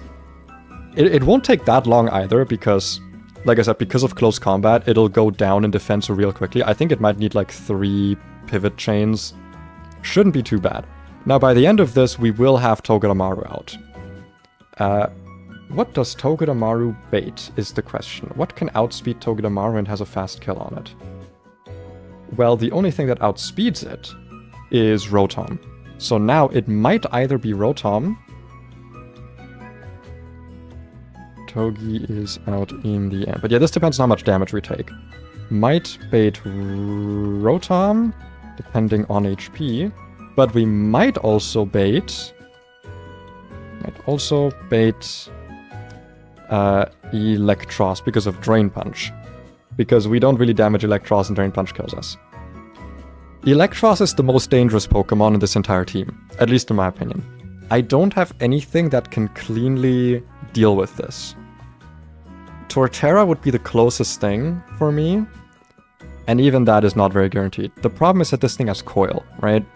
So, considering it's very bulky as well, and it has Levitate, and Leftovers, it's... Most Pokemon don't kill it, and if you don't kill something and don't see a kill on something, setup moves are encouraged. How do we deal with this? Badly. Let's just say it like that. We're going to deal with it badly. We might do a switch into Masquerain here, actually, on the if it is Drain Punch, on the Drain Punch. Though it might also be Coil. If it is Coil, then the switch into... Oh no, sorry, if it sees a kill, it will always be Drain Punch. But that way we can switch in on not Drain Punch, because that's the highest damage. Our goal for this is to use Serena. Serena needs to be holding a Cherry Berry, I'm realizing right now. Because if we're going to be switching into Thunder Punch, we could get paralyzed. Serena... Cherry Berry. Serena can do okay against this because of Dropkick. Meaning, we can lower its attack continuously. The problem is it will keep increasing its defense. And it still has Drain Punch and Leftovers, so it can actually, like... It can just do a lot, right? It can do a lot of damage to us slowly. It's not great to deal with. We might have to do some steering here, depending on what happens. A possibility we have is that we use Masquerade, for example, to take it out, because it will never be able to boost its special defense, so, you know, Signal Beam's not the greatest amount of damage. Tokudomaru Fake Out can help with some pivoting. I don't know, man, Diggersby. Gastrodon, I get. Like, we have ways, but they're not great, because this thing is also, like, it's not fast, but it's fast enough to be problematic. Oh, my Masquerade and Serena are actually the exact same speed. Interesting. How fascinating. You need something with Taunt? Dude, I fucking wish. Are you kidding me? The distribution of Taunt in this game is like 2 Pokemon. Moves like that are incredible in Nuzlockes. Taunt, Encore, fuck dude, Imprison is incredible. So yeah, those moves, not a lot of Pokemon get them. Being able to Taunt or Encore this would be very, very nice, but we don't have any Pokemon that can learn those moves, sadly. Some examples would be Ledian and Salazzle, I know, get those moves. Though neither of them would really be safe to use here, because if we switched in Salazzle, or I guess actually Salazzle outspeeds this, same with Ledian. So if we switched in on like an Aqua Tail or something, we could like Encore it into that. But yeah, not a great option for us right now. So yeah, Serena is our best option.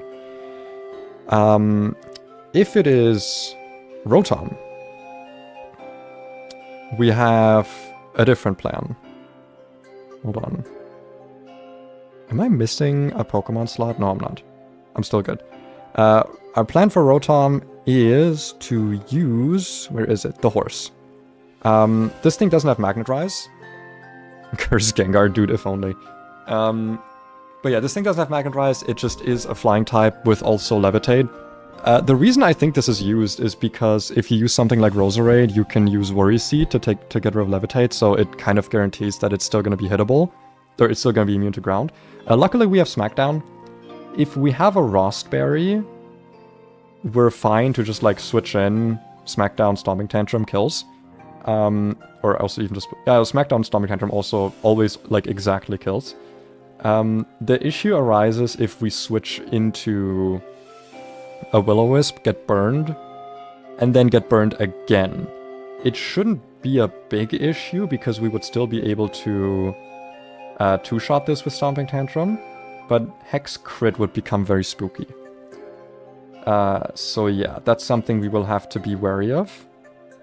Generally speaking though, Mudsdale can 1v1 this. Next up is the Lantern. How do we do with this thing? The answer is Gastrodon. Gastrodon can come in, two-shot this. There's not much else to say about it, I guess. We come in, we two-shot it. We do not care about Scald Burn. Ice Beam Freeze would kind of suck, I guess. So maybe we should put an Aspire Berry on this. Aspire Berry. Normally, I would like pre-burn my Pokemon here so I could put a Citrus Berry on it. But you get always full healed in a gym before a fight, so you can't do things like pre-status and pre-damage in gyms, sadly. And then lastly, we have the Ampharos. How do we deal with this thing? That's a good question. I don't know. Because at this point, all of our Pokemon will be incredibly chipped down, except for maybe the Diggersby. That's going to be like our only healthy Pokemon, kind of. And I guess maybe the Masquerain, but Masquerain doesn't do anything here. And Diggersby is not great here, to be honest. Mostly because of the Dragon Breath, Paralysis stuff. And also, Dig is like fine, but, you know, it just rest sleep talks us if that happens. So, here is my plan with this, right? Depending on how healthy Masquerain is, which... Actually, no, this will never happen. Ideally, I'd somehow bait... I'd bait a Discharge. I don't know if that's possible. Because this is probably going to be the last Pokemon that comes out, right? So it's almost always going to use Dragon Breath. We can't prevent crits, we don't have Fairy types, so against this thing, we genuinely just have to pray for no crits. That's like That's what we have to do here. We just have to hope we don't get crit. That's like our... We're very likely to lose a Pokemon to this Ampharos. If we do, I'm willing to lose Diggersby, I'm willing to use Gastrodon, or lose Gastrodon. That's kind of it. But either of those two can die. If need be. Ideally, they don't. My ideal strategy here is actually... I don't know. Oh, actually, maybe we can bait it with Togedemaru depending on how healthy it is. We can maybe bait a Discharge from that. But yeah, here's my strategy. With Diggersby, I want to Bulldoze. That lowers its speed. This thing is already pretty slow, but this actually makes it slow enough to be outsped by my entire team, including Mudsdale and Gastrodon. Meaning, if I can switch them in on something safe like a Discharge or a Rest, they can come in and two-shot it. Which would be nice, I would enjoy that. But this is kind of where I'm struggling with this fight.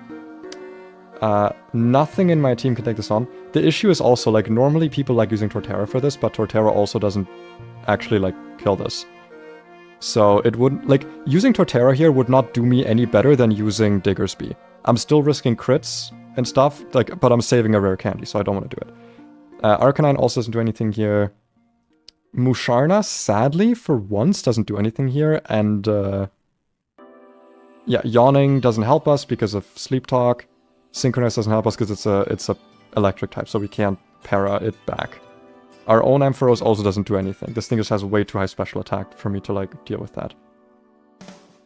Didn't I have fake tears on something? If I did, I don't think it matters right now. Yeah. I think that kind of has to be the plan. I think we just kind of have to... Saving turtle for later. I mean, the turtle has a very small chance of dying if you do this, but yeah. It's still not great. Ironically, this is actually the fight where Torterra is best. The general consensus is that Chimchar is actually the best starter. I like doing Torterra because it's better in the early game. This is kind of why you use Torterra, is this fight. But I actually ended up with a team that can deal with this without Torterra, so... It's not useless, but it's... I would have been better off with Monkey here, definitely. Monkey would have actually been... like, better generally. Though it also wouldn't have come to this fight. But yeah, I think we're just kind of have to be okay with, like, losing a Pokemon here. That's... yeah. That's kind of the only choice we have. That, or we just get lucky and don't get crit. And it's also going to depend on HP of Pokemon. It's... yeah. It's not going to be great. The other issue is... do we want to be using... what could possibly bait Ice Beam from Lantern? Because I don't think anything can, right? Okay, it's only Serena that baits Ice Beam. And Serena would bait Rotom, not Lantern, because it's a fast kill. Because I'm thinking we're better off having a Citrus Berry on Gastrodon and on Mudsdale. No, Mudsdale needs the Rostberry, never mind. That is required. Mudsdale is required to be using a Rostberry, because otherwise we get fucked from the Rotom Hex stuff. So yeah, considering Togedemaru and Masquerain need to not have an item for knockoff to not become a problem, we don't really get any leeway here, except for Gastrodon. Which is kind of fine, because like I said, I'm willing to lose Gastrodon the most here. It loses value at this point, I would assume, at least. Unless I'm wrong about that. And it has very bad IVs, so yeah. But I think that's kind of what we have to do here. That's kind of the plan. Yeah. I think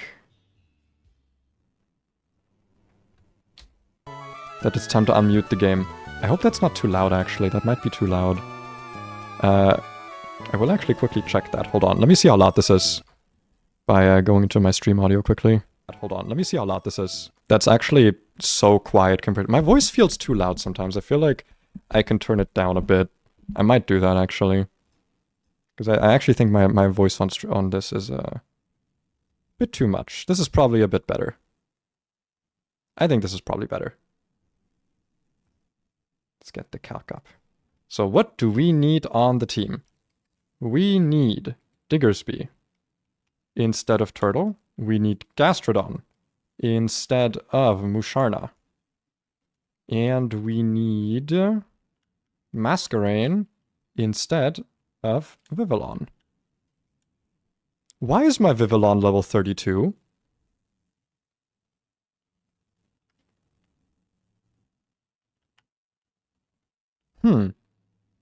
How interesting. That is interesting. It's a good thing Vivillon is never meant to attack, and only meant to take hits. But Storm Drain?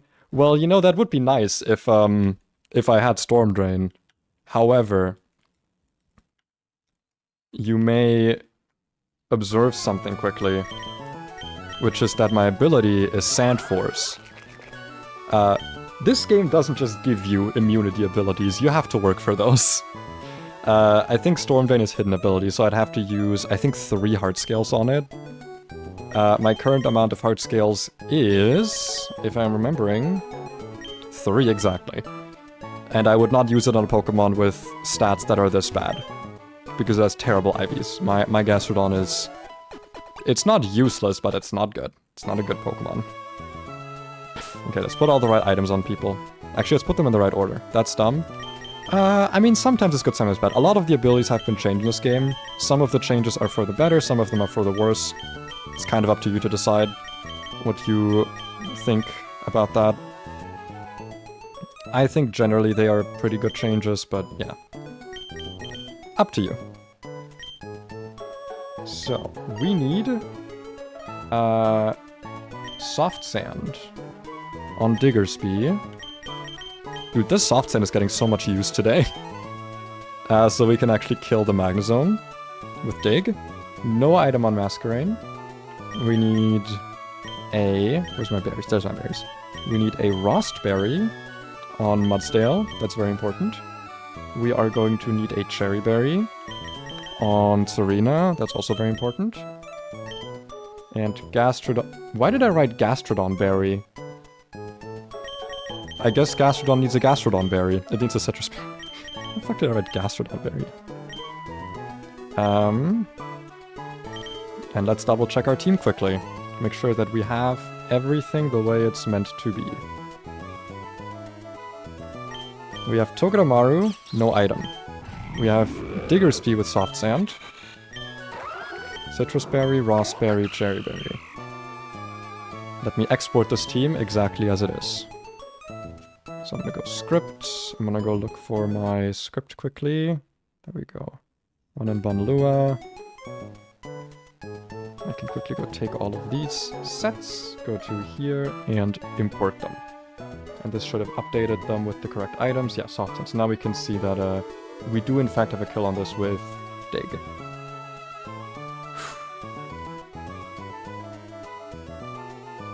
Are we ready for this? Slug in his harem. Kinda true. Gastrodon is gonna be very useful in this fight. I'm very glad that I held off on evolving it. Because it's gonna be quite useful here.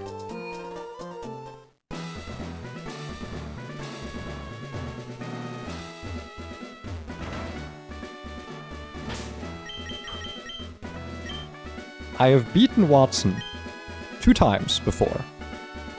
I have beaten Watson 2 times. There's also save state. Okay, good. Beaten in a hole 2 times. Now, if I can beat him, and then that'll mean I'll have made it here with the most Pokemon I've ever had, because I haven't lost any Pokemon yet. My personal best is Cycling Road Rival, which is the next boss fight after this. This is a pretty big moment. Things are real now. Things are gonna get real. I'm gonna need you to wish me some good luck here. I'm gonna need to Why is my microphone not properly in? Whatever. Okay, just very quickly, because I'm being, like, paranoid right now. Let me test the stream audio so I know it's good. Okay, that sounds good to me. Beat the old man. I will certainly give it my best. Unmute. Get that on the main screen, and the gloves come off. I am leading with the correct Pokemon, I hope. Why am I not moving? Game? Are you not... Oh god, what the fuck was that? Is my stream okay? Why is that not... Controller? Hello? Can I... What? Why is my controller not being recognized by the game? Hold on, I'm just gonna quickly reset the emulator. Hold on, because it's not recognized my controller anymore, and that's not good. I wanted to, in fact, recognize my controller. And also I want my avatar to actually be moving. Okay, we're good now, we're good. Controller is being recognized. No problem has occurred. We are fine. We are fine. I sound great, that's so cool and awesome. I'm gonna just triple check everything. Yes, iron barbs. We have fake out. We've got dig. No items. Soft sand. Citrus berry. Rust berry with smackdown. Cherry berry with dropkick. Hello, Watson. I've given up on my plans to convert the city, I have. And so I put my time into making door traps in my gym. Ooh, what are you doing here? What's that? You say you've gotten rid of all my rigged doors? Ah, that is amusing. Then I, Watson, the leader of Marvel City, shall electrify you. I read that I didn't get around them, I got rid of them. The doors are gone. Alright. Hello, Magnezone. My HP bar is not on the right location. There we go, that's better. We fake out to prevent this thing from moving. And to break sturdy. Now this should always be using discharge. We switch to shovel. It should be using discharge. Thank you. We always one-shot this with a soft sand boosted dig. We are faster, and it shouldn't switch out. It shouldn't know how to do that. It should not know how to do that. It is using Hidden Power Grass right now. That's kind of fine. Okay, good. That's one mon down. 5 to go. Not 1 HP lost so far, but that is going to change. Is it Zeraora? Was I correct? It is Zeraora. There's the cat. Even with an item, this should never be knockoff. This should always be close combat. We are going to go into Masquerain. It'll be a double battle. Oh, just you wait. Later gyms are going to be double battles. I don't think Norman's going to be a double battle, but yeah. Some of the gyms later on are going to be double battles. There's going to be plenty of double battle boss fights. There's the close combat. That's wonderful. We are now sitting at -1 attack, -1 defense, -1 Spadef. That's what we're sitting at. This boy should now still see us a kill with Plasma Fist. Meaning if we go into Gastrodon, we get a free switch. Gastrodon comes in, it is Plasma Fists. It doesn't see any kills right now, but it does see Grass Knot as the highest damaging move. Meaning we can go into Marble. We should take 5% from this. Unless it crits. Wonderful. There's the Iron Barb's chip. First damage done to it. That's actually a 10th of its HP. Wow.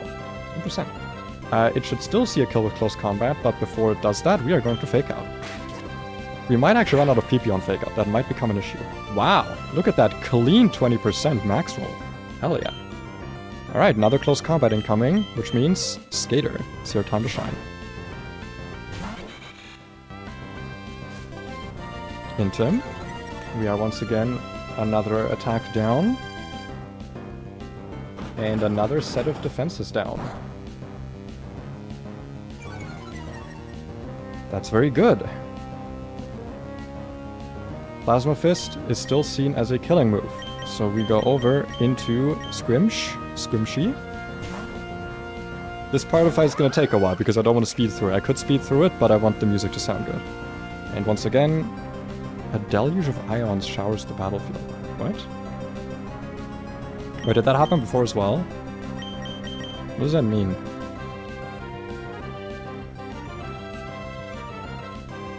What is that? What is a deluge of ions covers the battlefield? Let's see. All normal type Pokemon will become electric. All normal type moves will become electric type, including status moves. Interesting, I actually didn't know that.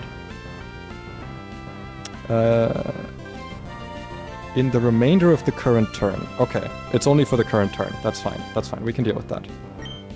We once again don't go into Tojamaru on the Grass Knot. Here's the Grass Knot, another 10% damage. Down to 60. Oh, actually a little bit more than 60. And Fake Out now should do 22 to 26%. I'm really glad this doesn't have pressure. Pressure would actually really be problematic here. I think next cycle this thing dies. So we go back into Masquerain on what is once again close combat. For yet another Intimidate. And yet another -3. Or yet another -1 on the defenses. Yes. This thing, this Zeraora, is always so weirdly manageable. Like, it looks so scary, but it has never been a Pokemon that, like, cost me the fight, you know what I mean? It was always like, yeah, I can beat this if I do this, like, janky strategy. Also, yeah, the next Iron Barb's Chip plus Fake Out is going to kill this. So let's see what we bait out after that into this Grass Knot. Grass Knot, Want Knot, you know what they say. The nice thing is also, by the way, since Grass Knot's a special move, the Intimidate doesn't matter. So it's very unlikely to ever use anything except Grass Knot on Gashadon, including Knockoff. Wonderful. That's 2 Pokemon down. 4 to go. And that's also the Legendary down. And our team is still going strong. It is the Electros. Okay. Meaning, we have 2 choices here. We could pivot into Masquerain, or we could go straight into Tsurina. I think a Masquerain pivot makes sense here. I mean, there's tons of legendary Pokemon that are worse than tons of Mega Pokemon. There's a -1 attack for you. We're gonna have to keep good track of this thing's stats. Drain Punch, that's exactly what we wanted to see. That is exactly what we want to see. This should, still with Intimidate, see a kill with Thunder Punch. Which is good for us, because it means it will never coil on this switch into Tsurina. And we already have it -1 attack, so we are good to not take too much damage from it. If it paralyzes us, we have Cherry Berry, and there are no overlapping rolls between Drain Punch and Thunder Punch, so it should always be using Drain Punch now. And we can just start using Drop Kicks here. That's all this is about now. Just get those attack drops with Drop Kick, keep it at low attack. Hope it doesn't crit us with... Drain Punch crit would be extremely problematic. How much is a Drain Punch crit? 45. We're gonna keep an eye on our HP. A close eye. Depending on how much damage this does, we might still be out of crit range. Good, we're still out of crit range. Just keeping an eye on it. By the way, using Coil is a little bit higher chance than a 50-50. After it's at +2 defense, it's a little bit lower chance than 50-50. Which is why I'm kind of surprised it hasn't used it yet. I think now it can't anymore because it sees that it's dead. So it won't use it anymore. We're still safe from crit. Tsurina is actually ending up with a lot of HP here. That's very useful. And I believe now we always kill it. Yes, this thing's at 25%, we deal 34%. But what are we baiting with this? That's the question. So if we have Serena out right now, we would not bait Lantern. I think we will always bait Rotom Air Slash, which will be a decent amount of damage onto our Mudsdale. And I don't really think there's a way to pivot around that. Yeah, no, we can't use Gastrodon for that, or Muscrane for that switch. Is there not a way I could use Togedemaru here? Because we would then either be baiting Hex or Will-O-Wisp.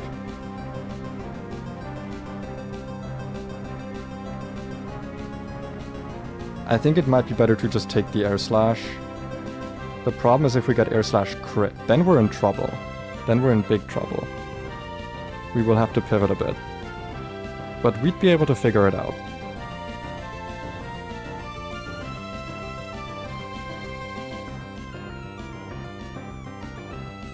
Sorry, I get very quiet when I think about this stuff.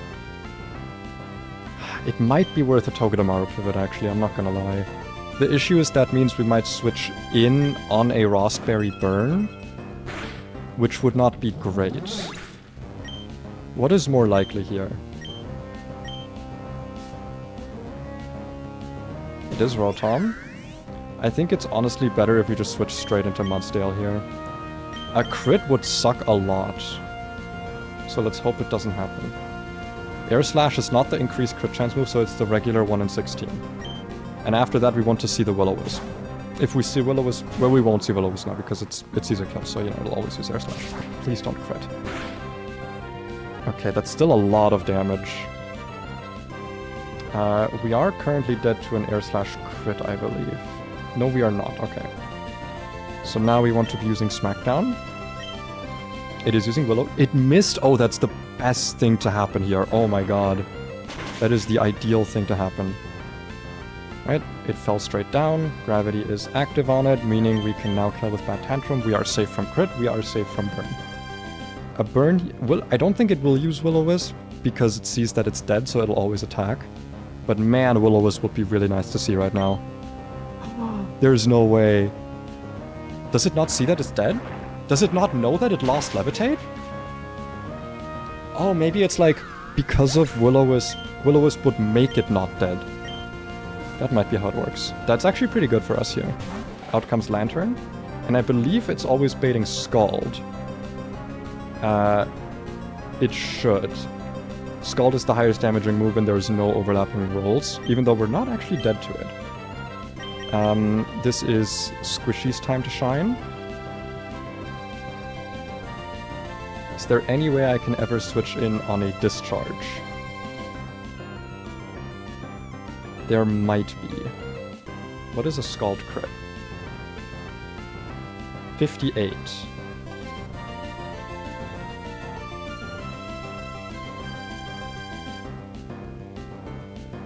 If we don't get crit, we are also dead to Ice Beam. Okay, I don't think this is an option, sadly. Because I was thinking, like, if we can go into Masquerain, we can maybe bait Discharge or Thunder Wave, but we would just be baiting Ice Beam or Discharge. So we could get the 10% freeze, and then we just kind of lose. Though wait, doesn't Scald thaw? Oh, come on, Scald. Doesn't it automatically de-thaw you if you get hit by it? Scald will thaw the user if frozen, even if the move fails to hit the target. Does it not thaw me out? Frozen. Let me just quickly check. Wait, Scald also now thaws frozen target hit by it. Okay. We could take that risk. We could take it. Is it worth it? What are we thinking? Is it a risk worth taking? Also, I'm just gonna save state. Not to...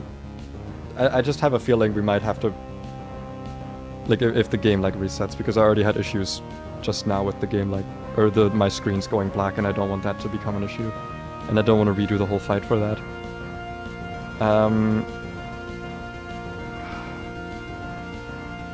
Would that be worth it? Because I'd still rather switch in an Ice Beam as long as we don't get frozen, right? Don't kill it. No, this is not about killing the slug. The slug came here for the lantern. What I'm thinking about right now is, can we get a switch that is more beneficial to us? Because if I switch into Scald, that's just like a lot of damage we're taking, potentially a burn, potentially a crit. We don't need Masquerade for the rest of the fight. The only thing we'd be risking is getting frozen by Ice Beam, and then we would just immediately get thawed. Because we're slower. Wait, yeah, we would just get thawed out immediately. We actually lose nothing by doing this. We only gain things. So let's go into Skater.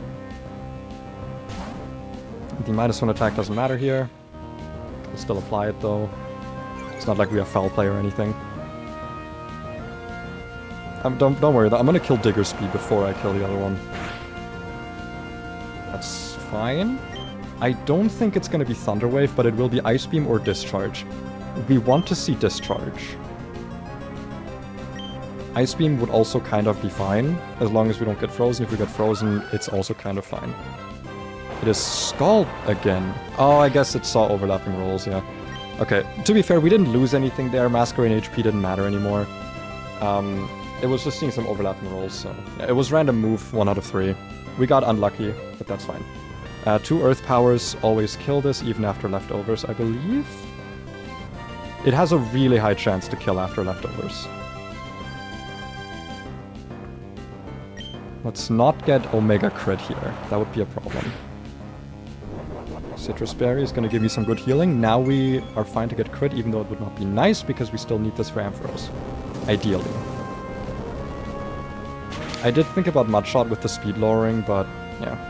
I believe this will not recover enough. That's 49%. We always kill with Earth Power. Don't crit.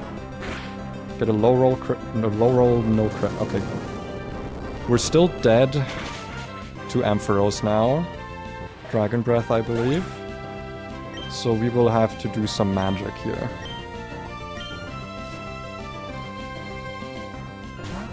Here's the Ampharos.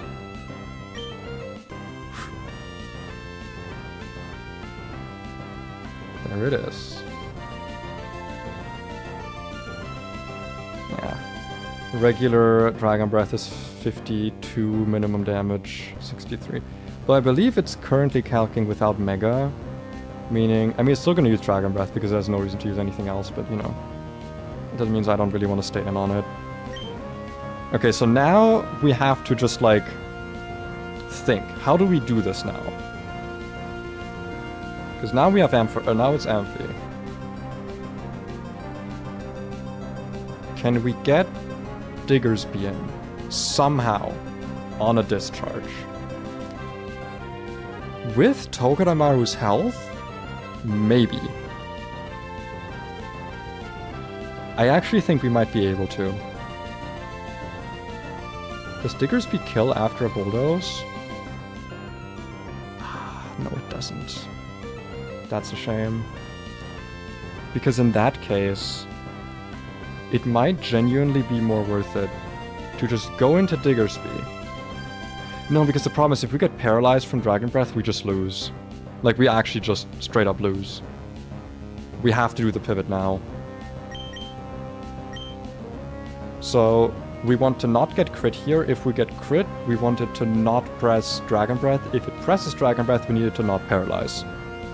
That's 3 steps that have to go wrong for this to go wrong. So let's hope none of them happen, right? That's what we're hoping for. We're just asking for a little bit of the impossible. How bad can that be? And there's the Mega.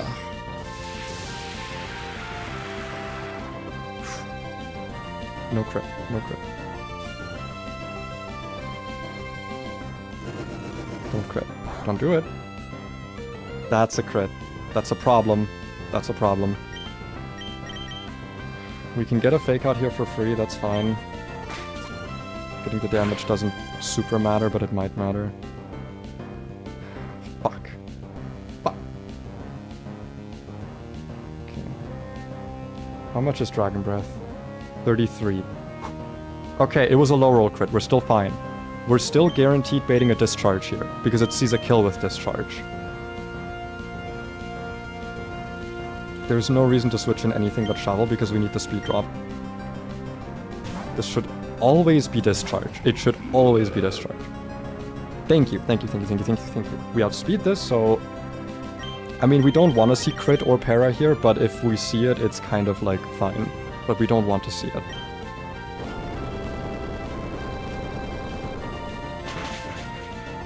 That's some decent damage. That's some really decent damage. So we got the -1. That's a lot of damage as well. This is always seeing a kill with Dragon Breath. That's what it sees. It sees that it can kill with Dragon Breath. So it will always use it, I believe, because the max roll... Yeah, it's actually almost always a kill here. I have very little reason to stay in. Because now, this thing is at what, like 50... Let's say 53% to be generous. It's probably more like 52, 51. Oh, by the way, in case you're wondering how I know what HP it's at, I have a ruler. I have a literal ruler on screen. You know what, actually? I'm gonna do something quickly. For the benefit of the... Why is the thing frozen? Oh my god, no, what? Oh, thank god, okay, the stream is fine. I went to Streamlabs, and it was just like frozen. I was like, no, don't tell me it froze for the entire fight. That would have been so bad. I would have hated that. Okay. But it's fine, it's fine. Let me get the ruler. Where is it? There it is. You can see it here. I have this ruler. Let me actually go out of the menu quickly. So I can put it where I have it IRL. So you can also kind of see it. It's gonna be kind of weird to put on. I think this is like about right. It should be a bit smaller, shouldn't it? Move it up a bit, to the side a bit. I think now you can kind of see... Yeah, you can kind of see its HP. That's what matters. You can kind of see where it's at with its HP. So about 51, 52 maybe. Meaning... What is our best switch for this? Because we do want to now be switching out.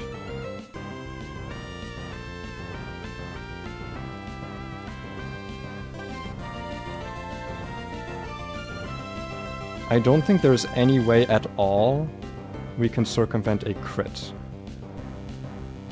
And I can't send in Gastrodon because Gastrodon is too hurt. If I sent in Gastrodon now, it would just die. From like a regular Dragon Breath. And I don't want it to die from a regular Dragon Breath, so I don't want that to happen.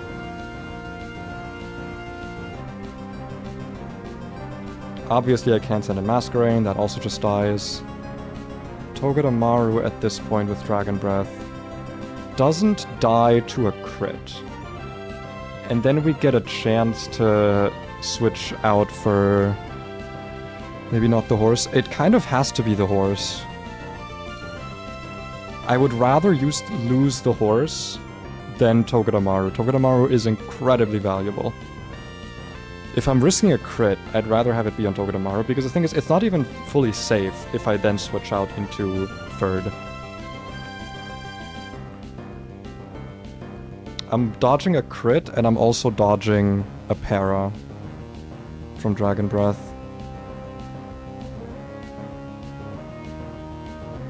God, I wish I could somehow get this to use Discharge.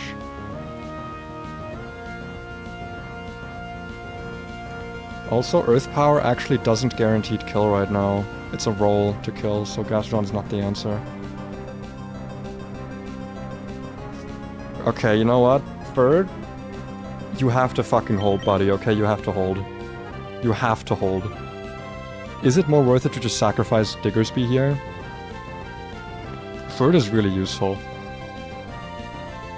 But it and Diggersby fulfill similar roles, and I have Gastrodon. And I will have Torterra. Torterra will do something very similar to to Mudsdale as well. Let me quickly check their defensive stats here. So we got 77, 72, 92, 77. Okay, so Torterra is actually more bulky. 119, 124, with slightly less HP. Okay. We need Ferd to hold. If you cannot get crit or paralyzed on this switch, we win. If you do get crit, you're dead. If you get paralyzed, I will have to sacrifice you and probably the slug and also maybe the bunny. Or at least I'll have to sacrifice 2 Pokemon here, most likely. Unless I can get some fake out chip in, then maybe I can circumvent it. Please hold. Please hold. Nope. It doesn't need to take 2 hits. The Bulldoze means that we are faster than it right now. We need to not get crit on the switch, and we need to not get paralyzed. If those 2 things don't happen, we win.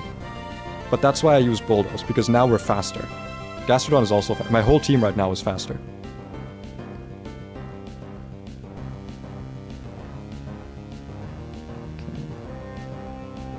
By the way, is my damage calculator not updating right now? Because it's like full screened? Because that's kind of stupid if that's the case. Are you not updating, or are you on the wrong tab? Because I just realized my damage calc is not showing what it's supposed to be showing. And I wonder why that is. That is strange. Well, I guess I'll have to check that after stream, because that's just strange. That's just weird. So I guess you didn't see anything about the calcing I was doing. That makes me kind of sad. Oh well. Horse? I'm just holding this off, to be honest. I just need the horse to hold. Please. Please, please, please, please. Please? Please? Fuck! Fuck! Okay. God damn it. Okay. Oh boy. Oh no.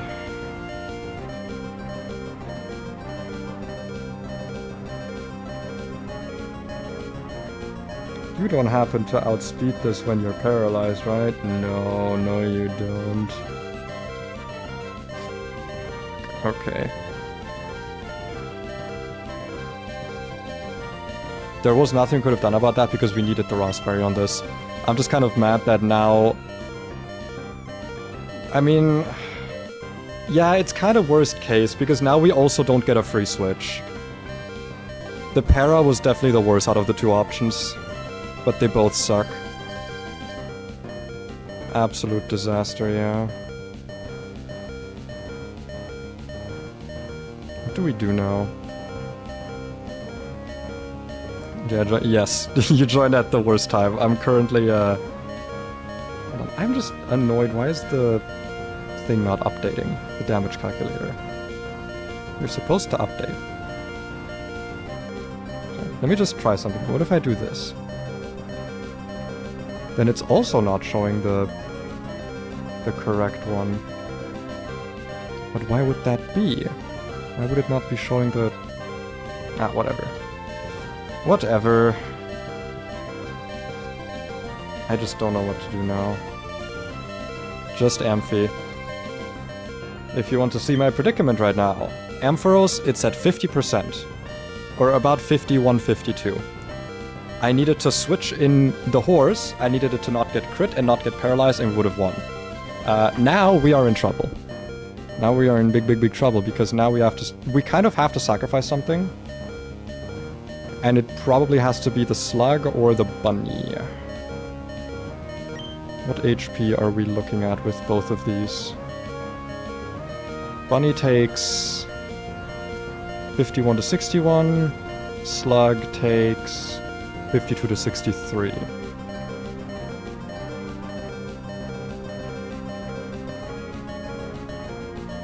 There is a chance I can switch in Togedemaru, but if I do, it dies. Or if I do then and I get crit, it dies.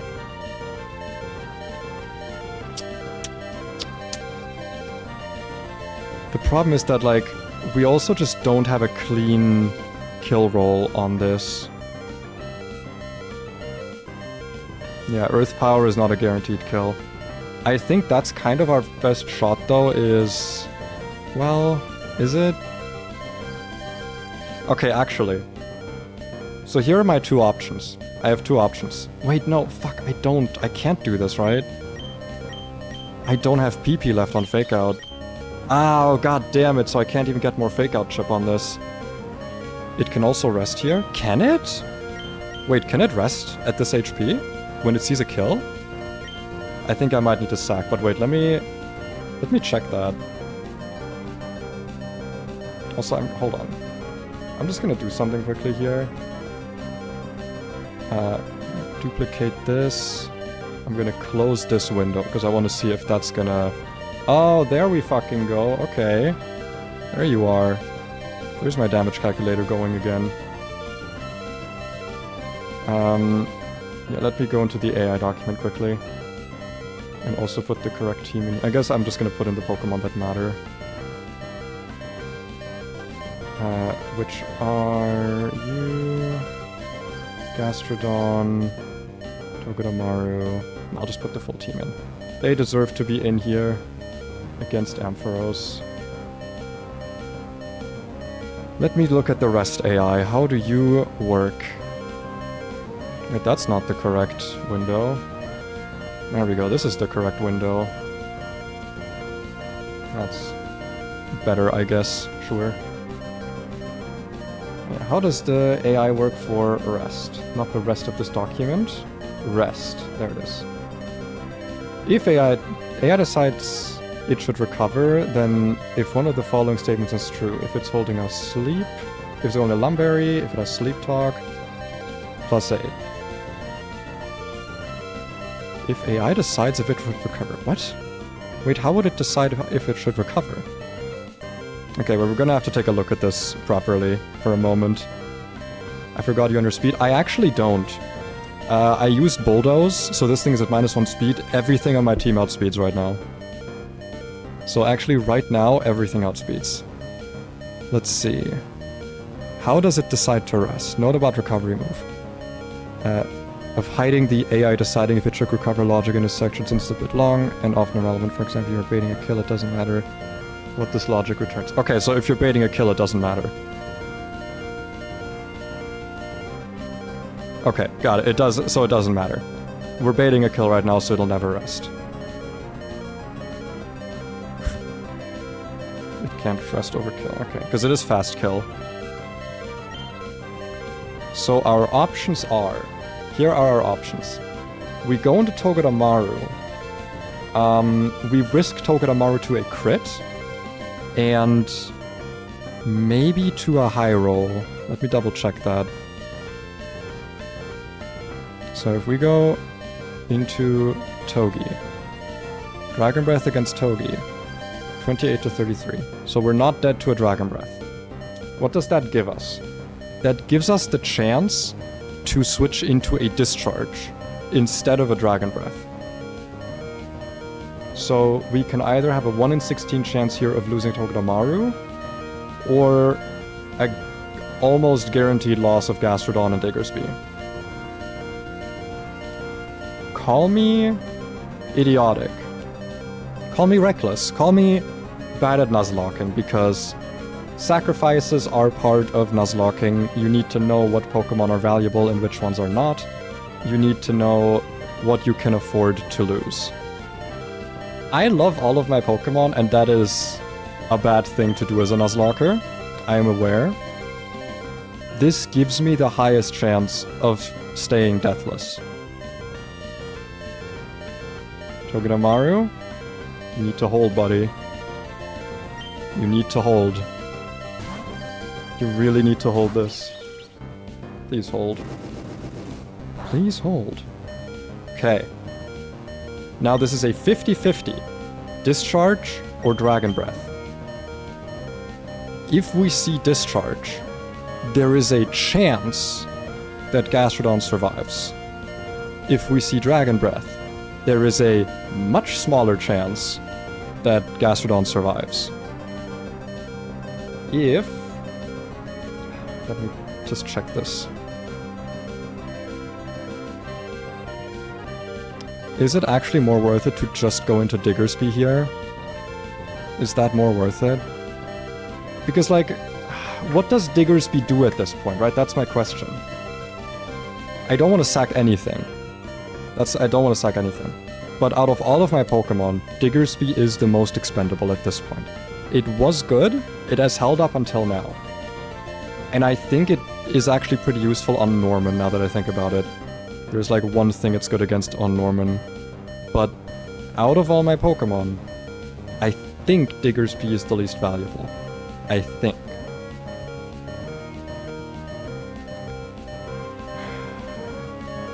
If we sack Diggersby, we get a pretty good chance to keep Gastrodon alive. If Diggersby goes in and can attack once, we guaranteed keep Gastrodon alive. Listen, Diggersby, you've been despite your really weird stats, you have been incredible. Please don't die. If you somehow don't die here, I'll kiss you on the mouth, French style. Discharge. Okay, that's good, that's good, that's good, that's good, that's really good, that's really good. That's a free switch. That's a free switch. Now, I am going to use Dig. Max roll Dig can kill. No other Dig roll can kill. The problem is rest. If this thing rests, we might be in trouble. But then we just dig again. I could also bulldoze, but then 2 digs don't get... I think we just dig here. We just get the damage, and if it rests, then that's between him and God, you know? Dragon Breath? Fine. Kill? Kill? No. Please don't. Please don't do it. Don't do it. Come on. There's no fucking way. There's no way in hell. There is absolutely no way, Diggersby.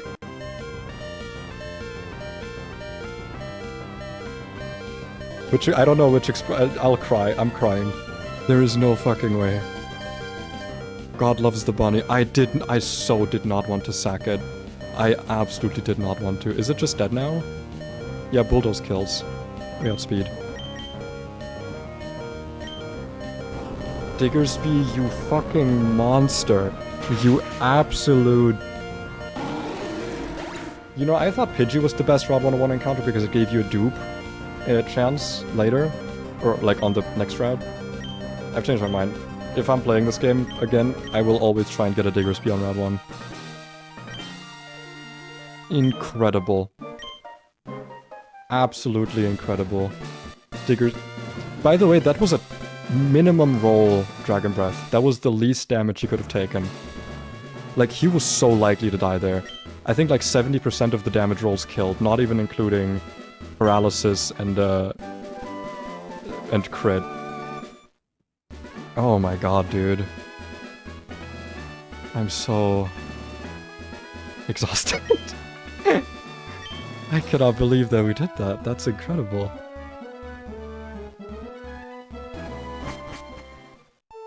We're still deathless. We're somehow still deathless. Okay, gloves back on. Gloves back on now. Also, music off. Gimme the funny Pokemon music here.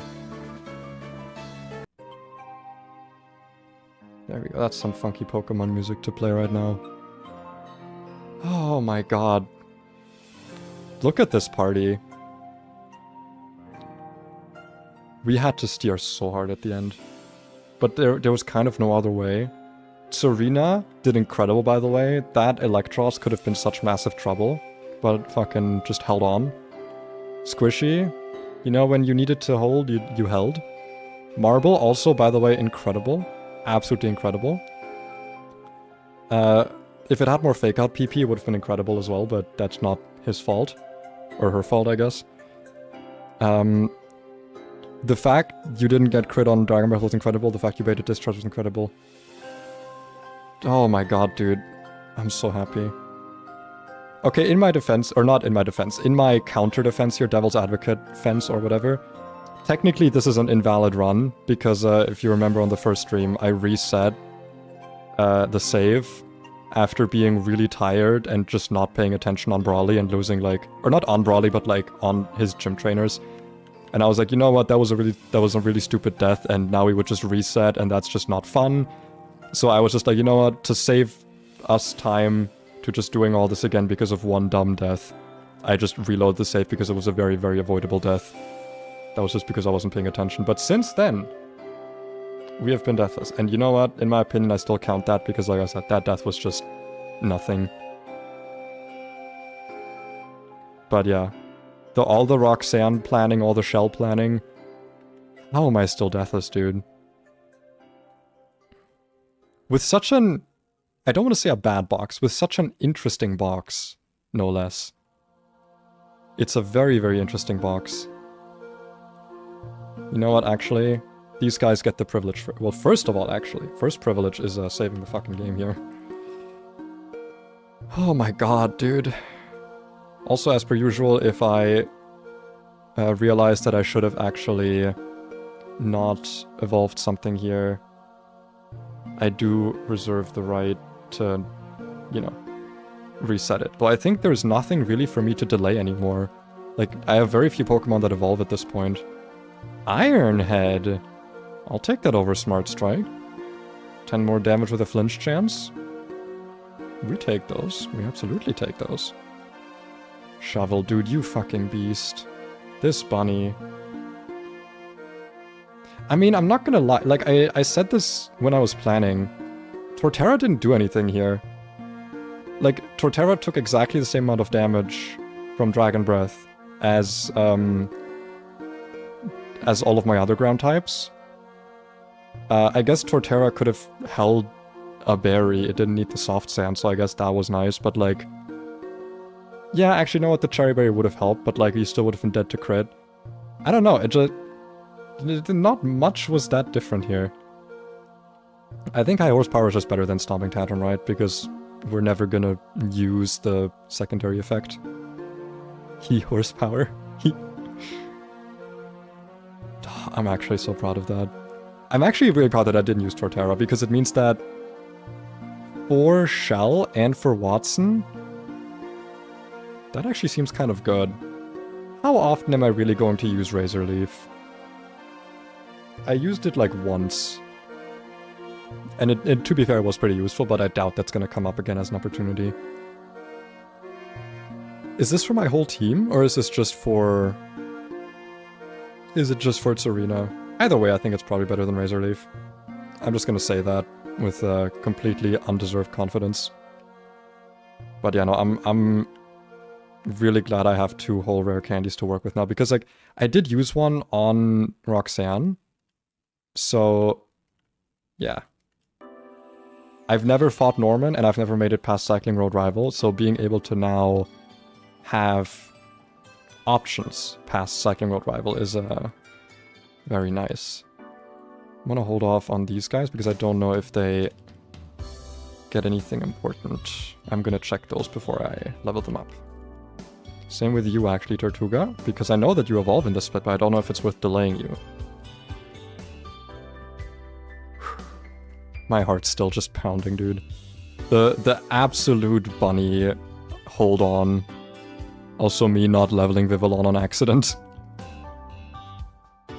It's a full party heal? Hell yeah. Yeah, it's Chicken CRR. Cycling Road Rival is actually my personal best. I have beaten her once, and I lost, I think, 5 Pokemon in that fight. So after that fight, you know, I just lost because I didn't have a box anymore. It was a pretty early run as well. It was like my, I don't know, like 3rd run or something, 4th run maybe. It was my first run that went past Brawly, at least. My first run past Brawly was also where I made it to CRR, I'm pretty sure. But I crippled there. Like, I I walked there with like with nothing in my soul. My team was limping. So yeah, there wasn't much I could do there. Rage Powder! That seems like a really interesting tool that I didn't know you would get. I'm gonna get rid of Draining Kiss here. That seems incredibly useful for certain double battles, where I can be like baiting kills into the other side with like fighting moves or something, with like, yeah, with Hamilton maybe. Ooh, Crunch. Oh, that's so useful because now... Now we can deal with Cycling Road Rivals Pokemon. Do we get rid of Aqua Jet here? Or do we get rid of Brick Break? Which move do we get rid of here for Crunch, actually? I don't know. Fake Out's too valuable. Obviously, Liquidation's too valuable. Brick Break is really good coverage. Because the thing is, I don't have fighting types. Floatzel is like a semi-fighting type for me. I actually think I want to get rid of Aqua Jet here. Floatzel's really fast. Brick Brain is relatable at which tutor? Is it the tutor that does the punching moves? Is that the one? Like the one that's to the right of here? Because if so, then the answer is Brick Break. Yes, okay, good. Thank you, thank you. I was just making sure. Thank you, that's very useful. Thank you, thank you, mwah, thank you. Many kisses, mwah. Yeah, we already got Flamethrower because we wanted it before the gym, so we delayed a little bit.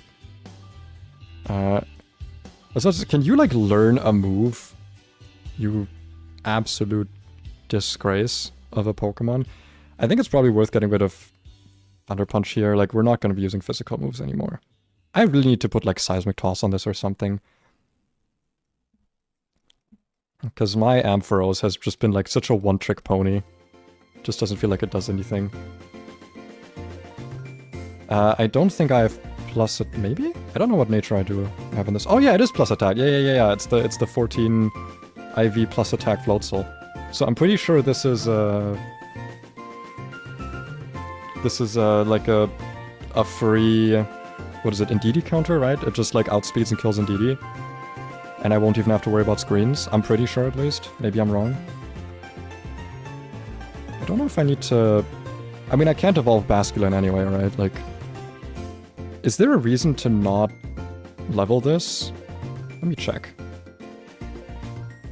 Actually, you know what I'm also gonna do quickly? I'm gonna do this, so you can actually see what I'm looking at here. There we go. We look for Basculin. Is it ever worth it to not evolve you? Are there any moves that Basculegion learns that you don't? Shadow Sneak at 20. There's actually a lot of moves that this thing learns that Basculin doesn't. Psychic. So the next moves for me are Psychic Fang, Scary Face, Aqua Tail, Final Gambit. If I evolved it, I would have Psychic Fang, Shadow Ball, Aqua Tail, Spirit Shackle.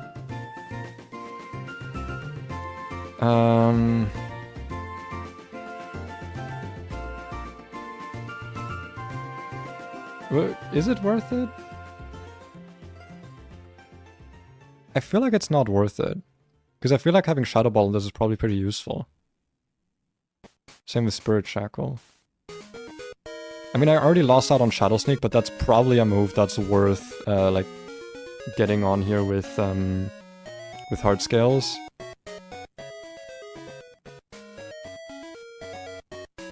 Okay, this might be a bad idea. I just am gonna level it. Because, quite frankly, I don't think I'm gonna make it to Basculegion. Because I'm pretty sure you need, like, you need to beat Norman and then beat Flannery or something.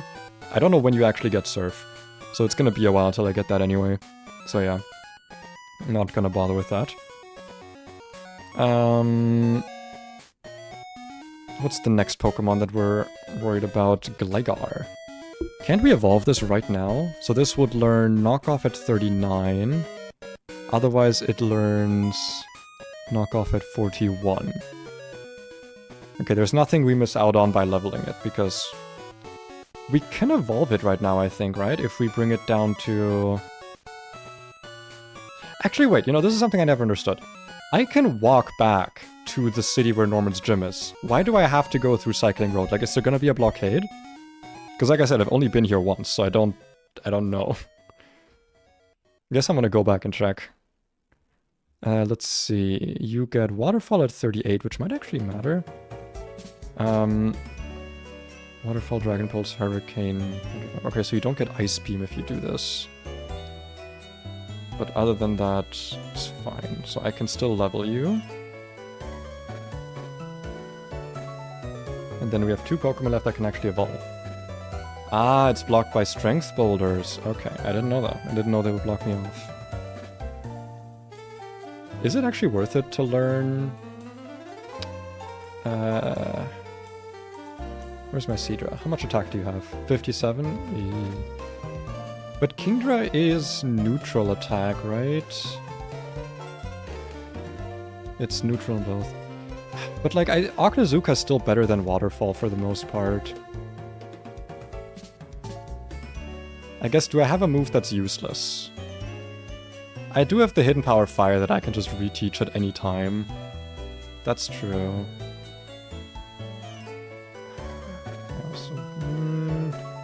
Yeah, I can reteach Hidden Power Fire. I just need to remember that I have it, which I won't, but, you know. Maybe I will. You don't know that. Okay, Landorus G doesn't do anything. You get Psychic Fangs. Which I will teach you. I don't think I will teach you this, actually, because you kind of need all of your current moves. Destroying Barriers is nice, though. Yeah, I'd have to do all of Cycling Road. Because I thought I could just do it. I could just go back for it, but yeah, never mind.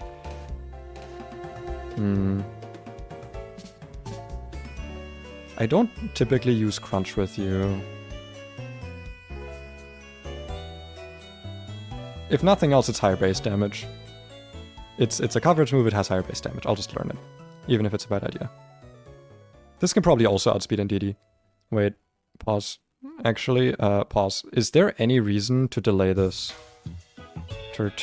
Show me the Turt. Giga Drain at 38. Otherwise, Giga Drain is at 40. So we do actually want to delay this, but only up until the level cap.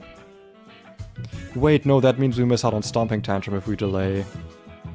And we definitely want to have Stomping Tantrum. Yeah, never mind. No, we don't delay this. Absolutely not. We don't delay this. I want Stomp ET. Hello, Torterra. My little negative attack Torterra. I think it might be worth getting rid of Bite at this point. We haven't really ever used it. And Sand Tomb has like some niche application probably somewhere. There we go, nice. Anti-Grav, you've been just kind of useless. I guess Synthesis might make you useful. You're a special attacker, right? Because you're like weird. Because you have like the weirdest stats possible. Yeah, you have like higher special attack. Because of your weird stats. Do you get any better special attacking moves though? Is the question. Carney, Viney. Leaf Storm at 42.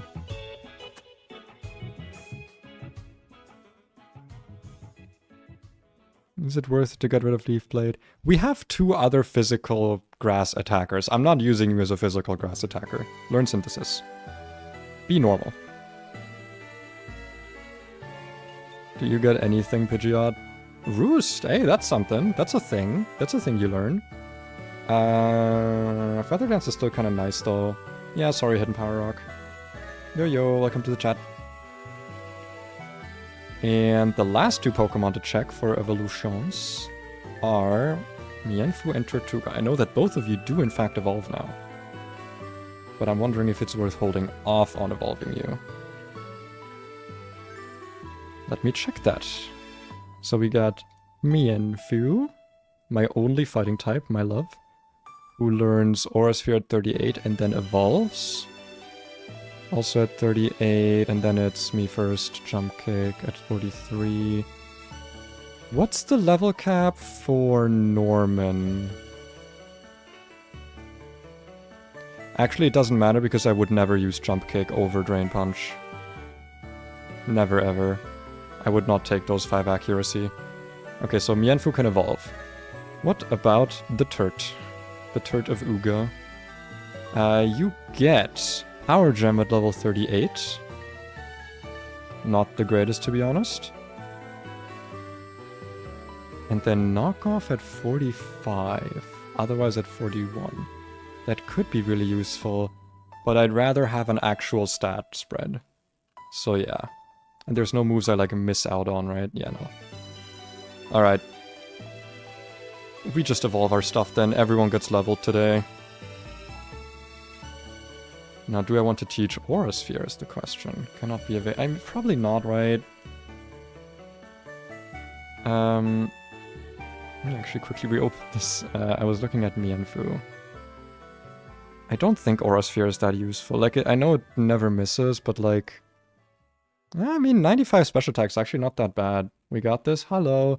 Dude, Ray, you missed the most incredible fight. I'm still deathless on Watson. Can you believe this? I'm still deathless. And it's all because of one fucking bunny who held on tighter than I've ever seen anyone hold on before. Diggersby... I used to hate Diggersby. I used to really hate its design. I love it now. Diggersby has now shifted into my Pokemon I love category. Yeah, I don't think Aura Sphere is worth it. Never missing is nice, but...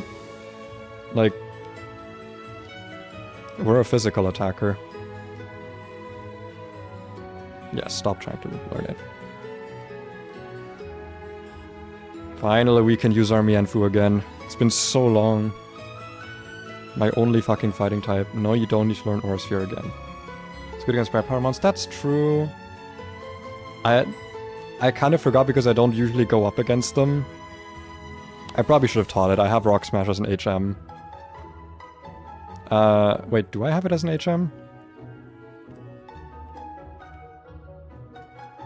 I do have it as an HM. Oh, I should have taught it. God damn it.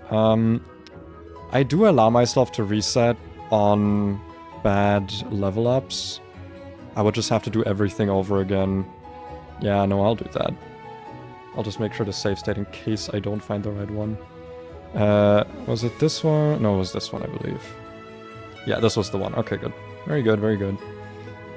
Sorry about that, but yeah, I want to make sure we evolve everything properly. I should have done another save state. I do allow myself this, because I am not knowing what to do about these things normally. And our run is invalid already anyway. Little excavator motive, yeah. There you go, get rid of Signal Beam, learn Bug Buzz. Make sure that all stays the same.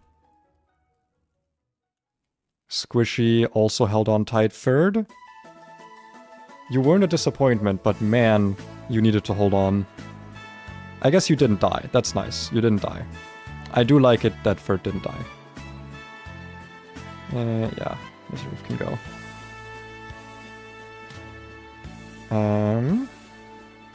Now the question is, right? That's the next obvious question. What is next? Because I believe next is the Cycling Road Rival. And that is going to be a bitch to do. Because quite frankly, I don't know that fight. I don't like that fight. I don't know how to deal with that fight. I've literally done that fight once. And... yeah. I did it once, and I did not win. So that was a problem. Well, I did it once and I won at the cost of losing, like, 5 Pokemon. And then I wiped on it another time, I think. Do I want to...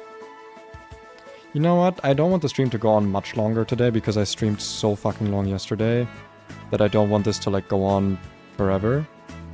But I think what we can do is once I'm done doing my little Pokemon stuff here, we can just look at the fight. We can just have a look at it. And just see, like, how it is. You know, just how How is the fight? Just need to export all my Pokemon for that, but that shouldn't take too long. Because with our current team, like, it's not bad. I think we actually have kind of an okay party for Cycling Road Rival. The Floatzel definitely is a big win. I don't know if Dreadnaught's any good on it, but like maybe for the what is his name again? The Fire Boy. Chicken. I can't think of its name right now. I can think of Combustion. What's the fucking evolution? I'm actually blanking so hard right now.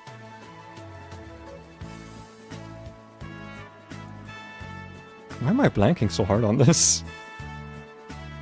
I won't look it up. Blaziken. Oh, god damn it. It was Blaziken, you're right. How dare you just tell me that? How dare you? That's so mean of you. I should actually see if I can teach some more Pokemon I have Brick Break, because like I said, I have exactly one fighting type. And it's not the most incredible. It's pretty good. Okay, we started to Incineroar. You would like Incineroar, wouldn't you? You would be an Incineroar. Thunder and Signal Beam for the Buzz, and now we get Rage Powder, which I just didn't think this guy got, but it's really cool. And goodbye Draining Kiss. And only a few more to go, and then we can export. And by a few, I mean 2. I'm really glad to be able to... Dude, look at this crack box, though. I actually think this is such a cool box. Such cool encounters. I don't think we get any new encounters here, though, if I remember. Yeah, I don't think we do. Because, I know that we can get some to the right and to the left of us. I know that that's a thing we can do. But they just don't do anything for us right now. They're not Pokemon that help us. So yeah. I don't know. I don't know if it'd be worth it. Alright, now we save the game. There we go. Evolution's all done. Aura Sphere mistake fixed. Let's take off everyone's items.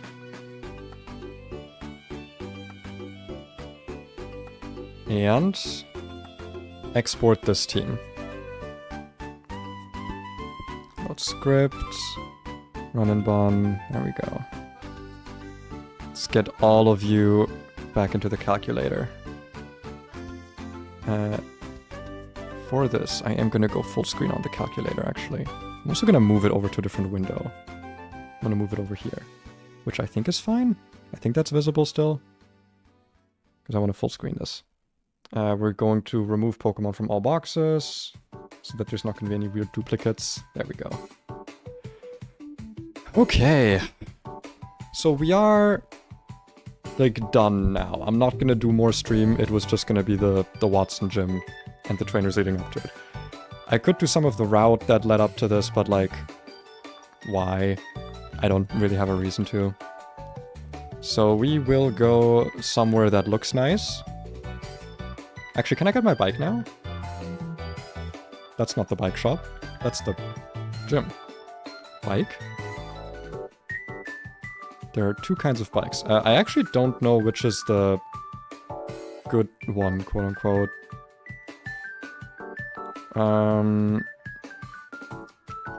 I know we can also get some funky stuff now with the... what's its name? What is its name? Is that there would be rocks now? Oh, there are. Damn. Oh, god damn it, dude. Not this thing. Okay, it should be fine. We have Razor Shell. Forgot that this place has terrible encounters for, accidentally getting stuck. But I'm not gonna put on repels, because like what if this was a shiny, right? Like if this was a shiny right now, it would be a shiny. I'd have a shiny. Okay, this is a nice calm city to idle in while we do some calculations here. And another save state just to be sure. Alright. Let me actually put this one screen over here. So I can still monitor everything. And I do mean everything. We're just gonna be chilling now. I also want to quickly open the trainer document. Trainers. So we can have a look at Norman Split. Only the second time I'm here. It is an honor. How long is the stream going? 3 hours already, Jesus Christ. Okay, yeah. Let's not idle here for too long, but yeah, this is the next fight. The Blaziken fight. What do we have to look out for? Obviously the Indeedee is a problem at the beginning. It also means permanent psychic terrain means no priority moves at all.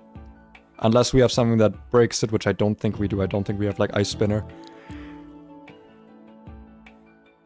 I guess Weavile at this point could have like Ice Spinner, but maybe. I don't know if it learns it. I've never had a Sneasel. I've never been crazy enough to go for Ice Room. Serena Assault Vest, Weavile Focus Sash, Alchemy looks kind of easy. And then we have Leftover Sniper with Scale Shot and Dragon Dance. I know, that's Cycling Road Rival. Norman is all the way down here with his fucking Meloetta. And his Diggersby gets to have huge power, by the way. Absolute bullshit. But you know, like, this is the next big boss fight, is Cycling Road Rival. Steel Roller on Togedemaru. Is that a move that breaks terrain? Interesting. I mean, I don't think it's gonna matter, like, a lot, but it depends. Let's just have a look. Let's have a look at how much it's gonna matter, because we're just gonna go over there to CRR. There's the CRR that we're gonna be fighting. So Psychic Terrain is just up. It's just up. We've got the colors active, yes we do. Floatzel. Oh, Munna actually just like walls this, interestingly enough. Yeah, Floatzel doesn't kill this, but with black glasses maybe? That's a black belt.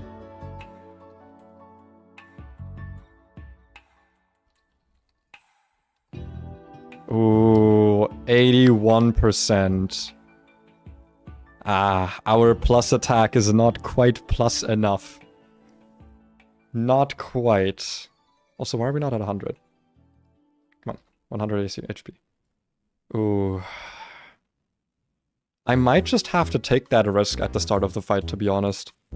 I don't know how useful Floatzel is for the rest of the game. I'm kind of just looking at the Norman split, because, you know, that's what I'm honed in on. Jawlock actually can kill, but there's no way we live this, because Expanding Force, yeah. Literally only Floatzel outspeeds. So our two options would be let it set up screens with Musharna and just like wait them out or something, or pray for the one shot with Crunch. Those are my two options. Dude, it is so sad. Look at this, 81%. But I do think this is our best shot here. Let's just assume that it is. What would this bait out? What outspeeds and one-shots here? I actually can kill Blaziken with this if I can... No, never mind. At +1 it outspeeds me. It could be Kingdra. No, okay, it's... Yeah, it's probably always Serena, actually. Because it isn't killed and kills me. So we'd always be switching on a Dropkick, which is nice because Knockoff would... Knockoff kind of sucks here. Can try to lead with Brick Break. I guess they don't... Is it like super likely to not click Expanding Force if it doesn't see a kill? Like it wants to set up screens first?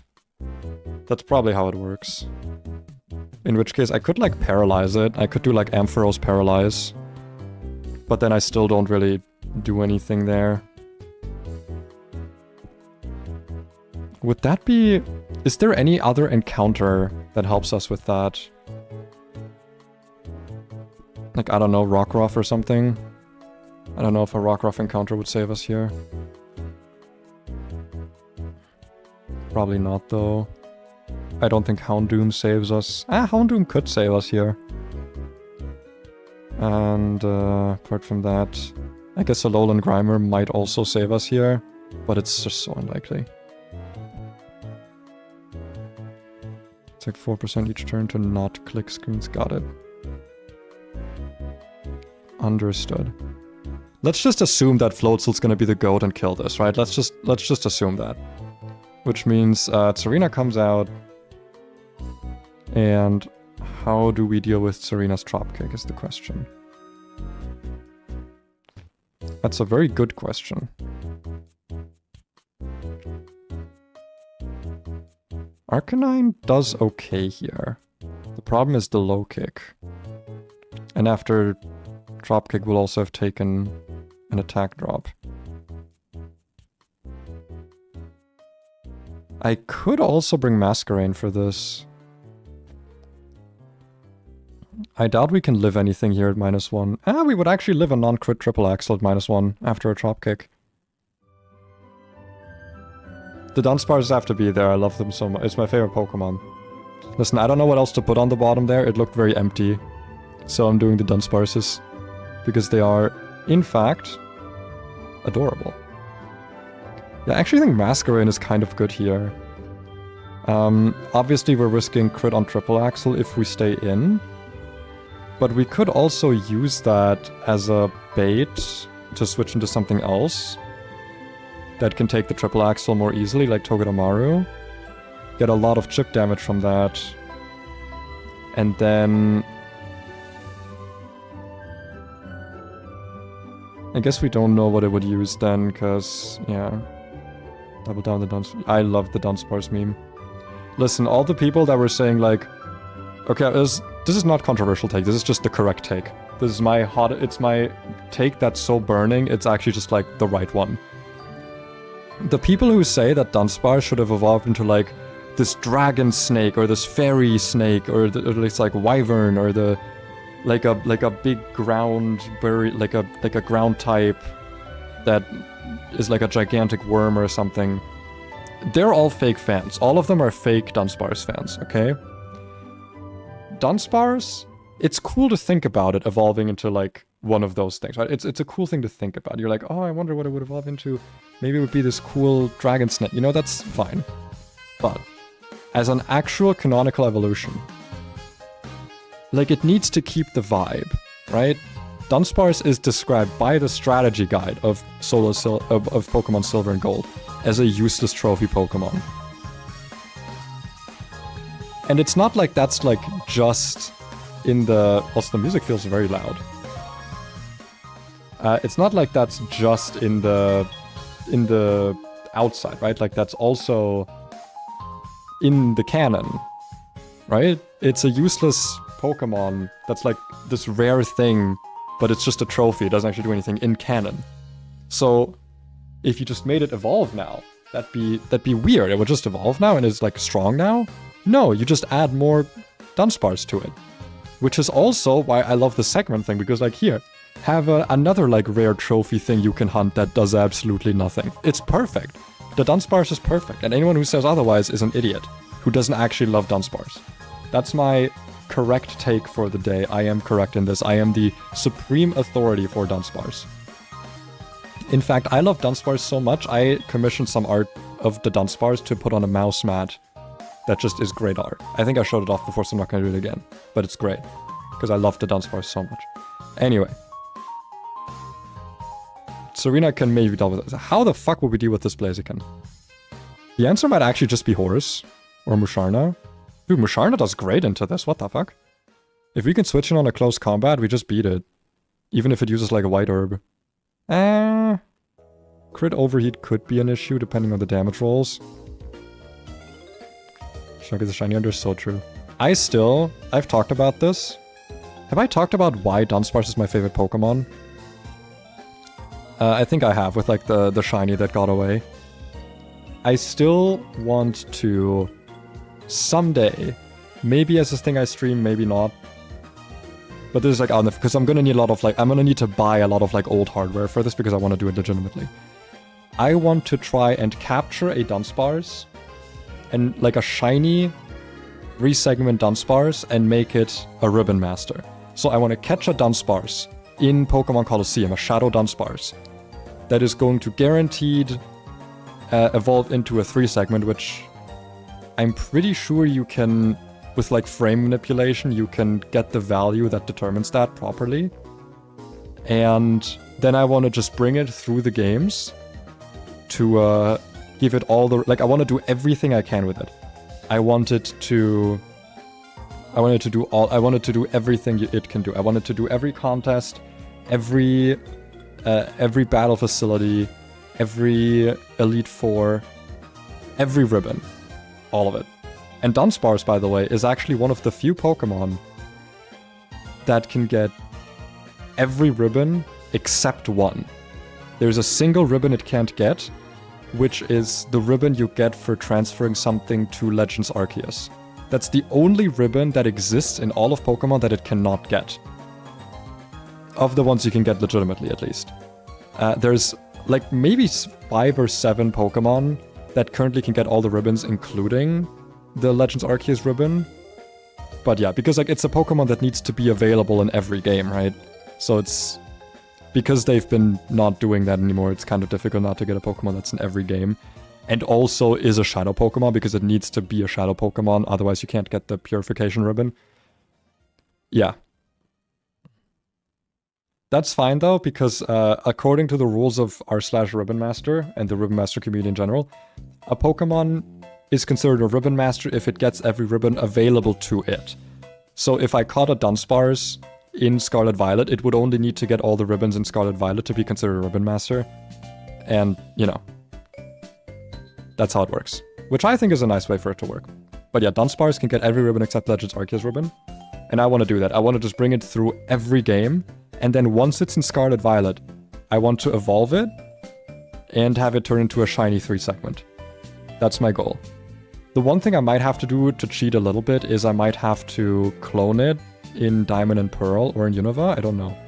I might have to clone it a bunch, so that, because I also want to get a size ribbon on it, I want it to be either massive or small, like, because now size is like a thing you can see in the game, right? So I'm gonna have to clone it and send over a bunch of them if it turns a shiny 4. There is no 4-segment, there's only 3-segment. Like, there's 2 and there's 3. I think you're thinking of 3-segment. Also, that's what I want. I want it to turn into the 3-segment, not into 2-segment. Because you can actually determine that with a frame perfect, like with a frame. There's something you can do when you find a shiny Dunsparce in Colosseum, where like if you find it at a specific frame input, there's some value on the Pokemon that was later used to determine that. It's the same way where, like, if you catch a Dunsparce in Soul Silver, or sorry, in Gold, like in Gen 2, no, there weren't natures yet, were there? No. Was it in Soul Silver? I forget. There was, like, something you could do where, like, if you catch it as a specific nature, I think it was Soul Silver. If you catch a Dunsparce that has a specific nature, it has, like, a 50% chance of becoming 3-segment instead of 2-segment. But yeah, like I looked up a bunch of stuff about this because I want to have that perfect Ribbon Master. I want to do everything you can with a Dunsparce. I want to truly show my love for this Pokemon. But anyway, let me be more desperate at this goddamn fight. Because it's looking kind of bleak, but Musharna and Third can kind of handle the Blaziken depending on what we switch in on. If we could somehow switch into a Stone Edge, dude, on the horse, that would be incredible. That'd be amazing. Let's just assume we're bringing these. Also, I guess Floatzel, but yeah, we'd need to, like, have Floatzel out. There's no way this can outspeed it as a +1. And it's not like I can make this thing slower. A Deadlock? I don't know what that is. Wait, is that a game? Is that, like, that one shooter that came out? I read Lock and I was like a Nuzlocke? Like a hardcore Nuzlocke? Like a kind of Nuz. My brain is very Pokemon pilled. How do I deal with the Kingdra? Oh, that's actually easy. We just use Torterra because funny shell armor. I guess also Caracasa is pretty good here. This thing is leftovers. We don't have a good chance to 3-hit KO, so we might as well just do the guaranteed 4-hit. Yeah, I think the guaranteed 4-hit makes more sense. First shooter Nova from Valve. I don't know. Maybe it's good, maybe it's not. I don't really... I rarely pay attention to games like it. Because I feel like with MOBAs and... like, MOBA specifically just always have a shit community. I'm sorry, I tried playing League of Legends, I had fun with it, but it's just... I've never seen a MOBA with a good community. And considering it's a game where you need to communicate with your team... No. I'm not subjecting myself to that. Like, the only reason I even play Valorant occasionally, like, once a month, is because I can do quick play so that people won't yell at me for being bad at the game. I don't want to have to, like, study up on a whole ass game just to play it. Ooh, Basculin actually does okay here. Doesn't have speed, though. Mienfu, actually. Dude, Mienfu fucking... Oh, man, but we can't Vacuum Wave it. If there wasn't if Vacuum wasn't active, Vacuum Wave still wouldn't kill. But it would two-shot. Prometheus seems fine. Yeah, I mean, it's also from Valve and not from Ubisoft. Or from Riot, so, you know, that helps. And I believe you're just completely walled by... Yeah, you're just walled by Togedemaru. I don't know how I'm beating this Weavile either. Why are you showing me that Serena is a counter to this? I mean, a lot of my things kill it, but that's not really, like, enough. Yeah. It is not enough to just kill it. I need to... Caracosta is actually pretty good here. If I do a Heartstone on Caracosta, I could pretty easily kill it. Yeah, actually Caracosta is good for Weavile. Which means I won't be able to use it against Blaziken, but that's fine, I wasn't planning to. And then it was you for, Kingdra. So I guess this is what my team is looking like for now.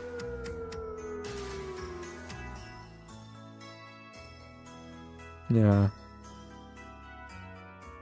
It seems doable, I don't know. Like I said, this is the one fight in the game that I now have access to that I have like almost no experience with. I've done it once. And that was a long time ago, so I don't really remember it.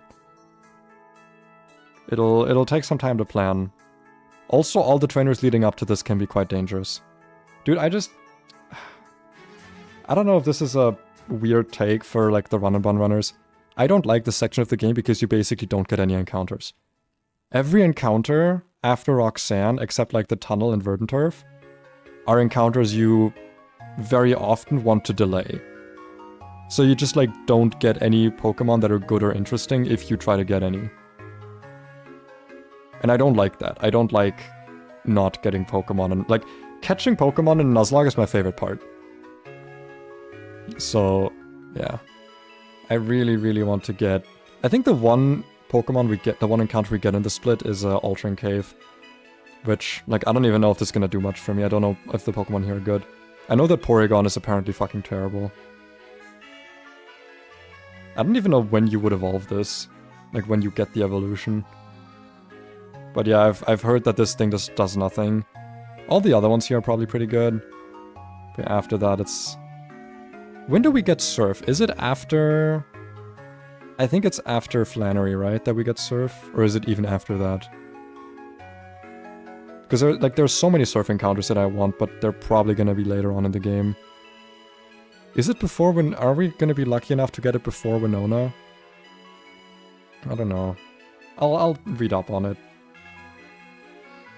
But in any case, man, what a day, what a fight. What a series of fights. What a series of stuff to happen.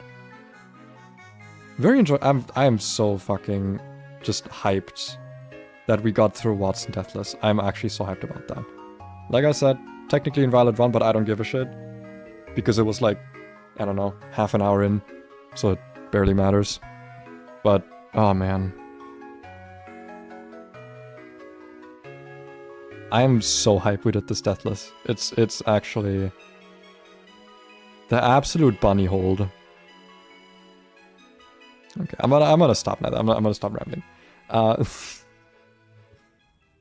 Don't have much else to give news about. Yeah. Videos are still in the works. Sadly, it's been a bit of a long haul with the fossil video, but it is coming. I am bullying my friend to finish the art. And then hopefully that'll be on the way. Still procrastinating on long-form videos, but what are you gonna do? I know I should do more of it, but it's just so long to edit. Like I think I said this yesterday, might have less time for streams in the close future because of moving and job and other things that are going on. But I will still try and be somewhat active. Though that's gonna be like a month or two from now, so, you know, no rush about that. Yeah, that's kind of gonna be everything from me. Thank you so much for stopping by. Thanks for giving me the energy I needed today to do this deathless, to just absolutely destroy this this game. And yeah, the run's going strong. And next week, we're gonna try to beat my PB. Thanks for watching, and I'll see you in the next stream. Bye!